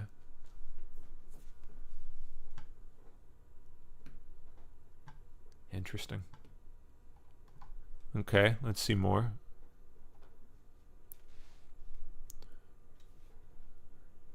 All right, count 1. False statements within the jurisdiction of the legislative branch of the United States government on or about September 30th, 2020 in the Eastern District of Virginia. The defendant, James Comey Jr., did willfully and knowingly make a materially false, fictitious, and fraudulent statement in a matter within the jurisdiction of the legislative branch of the government of the United States by falsely stating to a U.S. Senator during a Senate Judiciary Committee hearing that he, James B. Comey Jr., had not authorized someone else at the FBI to be an anonymous source in news reports regarding an FBI investigation concerning Person 1, which is obviously Trump. That statement was false because, as James B. Comey Jr. then and there knew, he in fact had authorized Person 3 to serve as an anonymous source in news reports regarding an FBI investigation concerning Person 1. On or about September 30th, 2020, in the Eastern District of Virginia, the defendant, James Comey, did corruptly endeavor to influence, obstruct, and impede the due and proper exercise of the power of inquiry under which an investigation was being had before the Senate Judiciary Committee by making false and misleading statements before that committee. All in violation of 18 U.S. Code, Section 1505. There we go. There it is. He's cooked. In due time, anyway.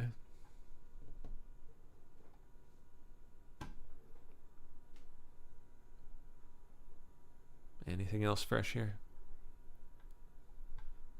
Nope. Nope. Oh, Comey responds to his indictment reading an obvious script.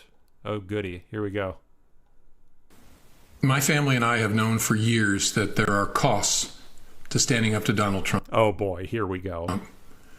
But we couldn't imagine ourselves living any other way. We will not live on our knees, and you shouldn't either.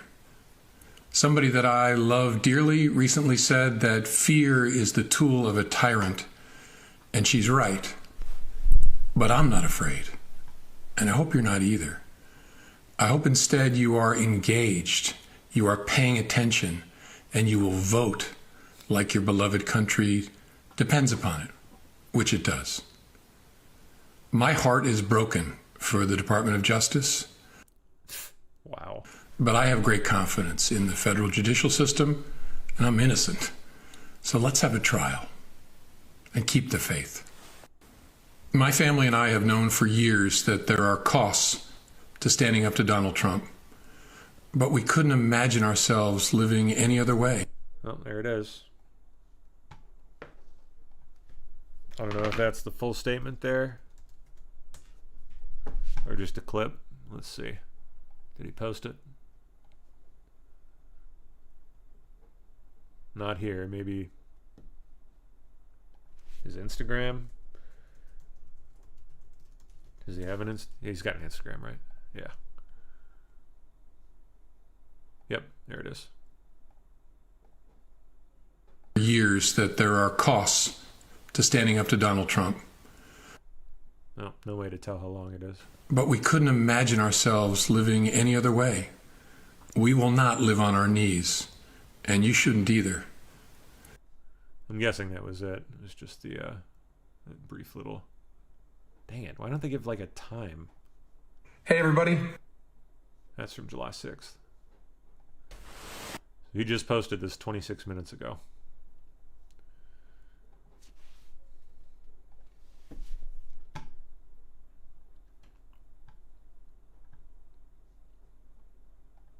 Oh, we got comment from DOJ here. Lindsay Halligan announced today that a federal grand jury returned an indictment charging former FBI Director James Comey with making a false statement and obstruction relating to his oral testimony before the U.S. Senate Judiciary Committee on September 30th, 2020.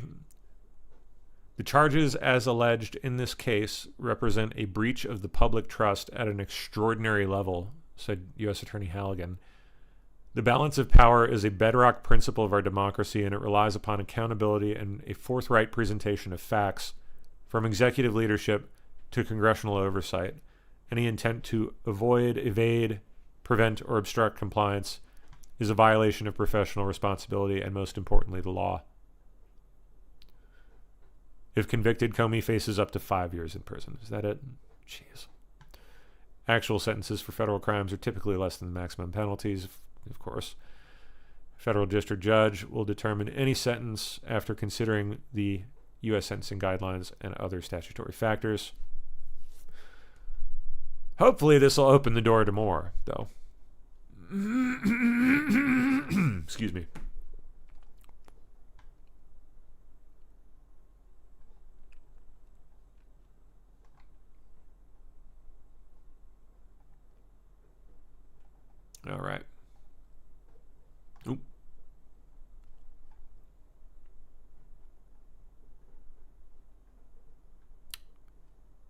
Has Trump commented yet? I wonder. I'll go pop in on True Social here in a sec.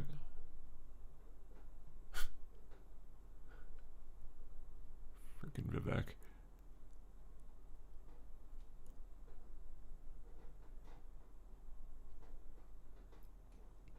Oh boy.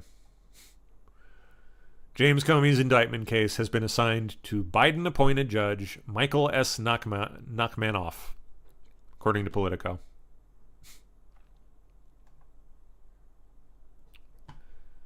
Yay. Truther for Life says, or asks, how's Radix? She's doing great. She's doing awesome. She is upstairs right now doing, I don't know what. She might still be working, actually. She works part-time from home these days.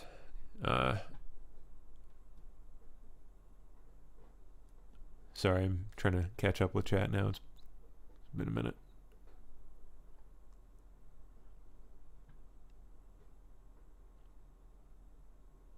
Yeah, Technofog's great. McBurger, I know. One of the good ones. One of the few well-intentioned, true good ones in the alt media.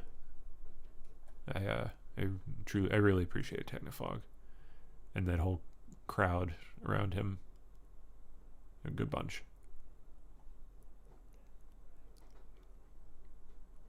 They've done more than just about anybody on all this stuff. They're great.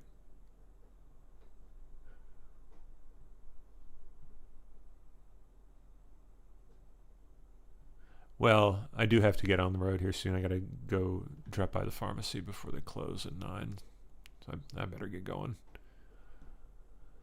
in a moment.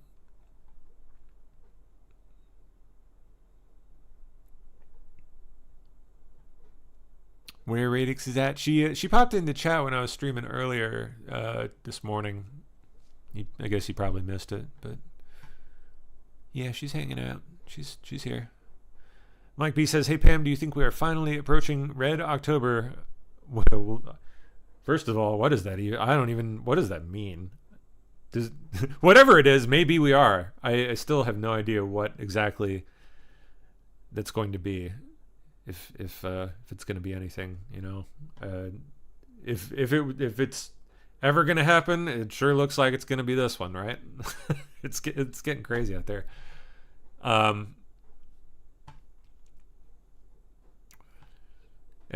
I guess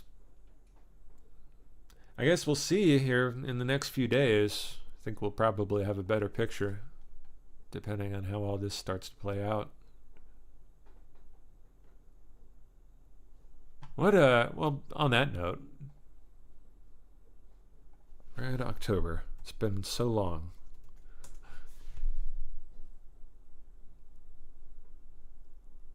Let's refresh ourselves a bit.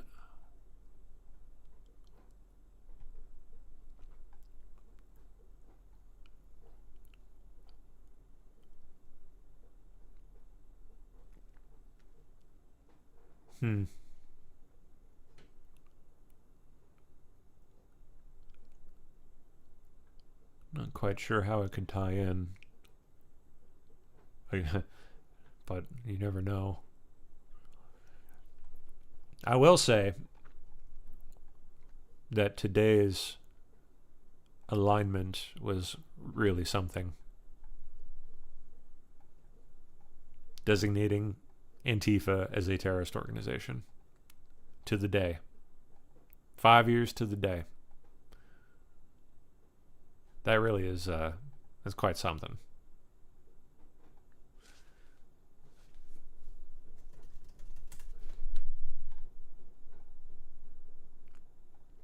Here he is signing the EOs. Where'd that go?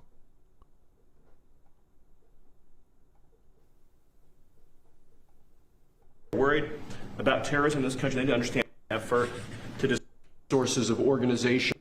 She was scared to just be there. She just wanted to very much next. Lastly, sir, this is a presidential memorandum on countering domestic terrorism and organized political violence. In recent weeks, months, and years, we've seen a tremendous upsurge in some highly visible, but also other acts of domestic terrorism and organized political violence being perpetrated by radical, politically motivated groups all over the country. What this presidential memorandum will do is set off an administration-wide response to that, ranging from the Joint Terrorism Task Forces to other components of the Department of Justice, to the Department of Homeland Security and Department of Treasury. Caleb B says, "Are we still doing the QAnon thing?" I mean, not really. At least personally, I don't. For the most part, I do check up on it every so often, especially after the last 6 months. There's been some odd, some pretty uncanny alignments of dates and posts, like really, like stuff like that is just like, what the heck. So I've checked up on it here and there, but no, I don't follow things at all like I used to. Not even close. Mostly just stick to the news now. But yeah, I check up every so often, here and there, just to see. Curiosity.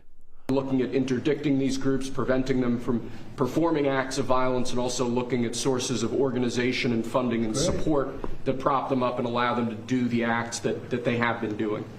We're looking at the funders of a lot of these groups, and when you see the signs, and they're all beautiful signs made professionally, these aren't your protesters that make the sign in their basement late in the evening because they really believe it. These are anarchists and agitators, professional anarchists and agitators, and they get hired by wealthy people, some of whom I know, I guess, probably know them, and you wouldn't.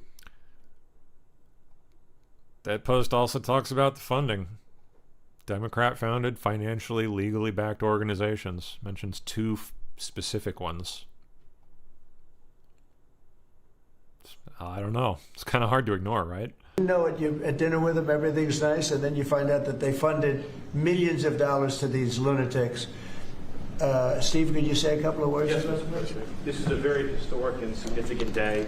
This is the first time in American history that there is an all-of-government effort to dismantle left-wing terrorism, to dismantle Antifa, to dismantle the organizations that have been carrying out these acts of political violence and terrorism.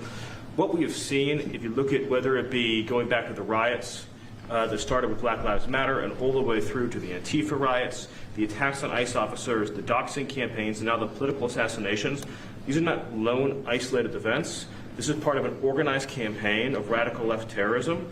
It is structured. Love Miller. It is sophisticated, it is well funded, it is well planned. There is really no parallel like this Miller knows what's up to anything else in the country right now. There is an entire system of feeder organizations that provide money, resources, weapons, and when they're attacking ICE officers, they're attacking federal buildings, or they're isolating public officials for harassment, doxing, intimidation, and ultimately attempted assassination. It is all carefully planned, executed, and thought through. It is terrorism on our soil. Because of this executive order, Cash and Pam are going to have the tools they need, working with Scott, to take these organizations apart piece by piece, and the central hub of that effort is going to be the Joint Terrorism Task Force, or JTTF, which sits inside the Federal Bureau of Investigation. But for those at home who are worried about terrorism in this country, they need to understand, because of President Trump's strength, because of his vision, because of his leadership, we are now going to use the entire force of the federal government to uproot these organizations, root and branch. Again, it's only possible because of President Trump and his leadership. Ooh. Thank you, Steve. Cash, please. Uproot them completely. As Steve was saying, Mr. President, thanks to your leadership, crime is going downward in a tremendous fashion. Well, there we go. There it is. We'll leave it there. That's a heck of a way to end it. Getting interesting, isn't it? All in a very, very short period of time. Less than 24 hours. We come back out of nowhere. Comey indicted. Antifa declared a terrorist organization. Anything? I know I'm missing things. There's other things in there too. Crazy. All right. Well, that's it. That does it for me for now. This is the last you guys will see of me for a few days. I will be out on a 3-day long short film shoot for it's like a film competition 72-hour competition. You got 72 hours to write, shoot, and direct, and edit, and complete a short film. I got a good group of film friends around here now that we, work on. We do all these things together all the time. So I'll be busy doing that. Unfortunately, I wish it was taking place at another time, because man, is it getting interesting. It's gonna suck being completely out of the loop for 3 days, but it's also not gonna suck. I do love these breaks. I will say, being able to like disconnect for 3 days and do something I love doing. Not that I don't love doing this, but you know how it is. It's good to just be able to get your mind off of it for a few days, and just concentrate on something fun, something you enjoy, something that doesn't like come with all kinds of mixed emotions and stress, So I'm looking forward to it. It's going to be a tiring 3 days, though. It's not the 48 and 72 hour competitions are nonstop. It's literally like you don't sleep. You are shooting and editing the entire way through. It's fueled by Red Bull. Hopefully not cocaine or anything like that. I wouldn't do that. But Red Bull definitely. I'm going to be exhausted when I come back, and then I got another event to do a couple days after that on October 1st. I think it's October 1st and 2nd. Can't talk about it right now, but could be some interesting people showing up. We'll see. I'm sure I'll be able to talk about it after. So you guys will unfortunately not see much of me over the next week. I will try to stream in my brief periods of downtime if I can. So until next time, it's been so cool catching up. It's been really awesome, and I look forward to seeing you guys again very, very soon. Bye bye.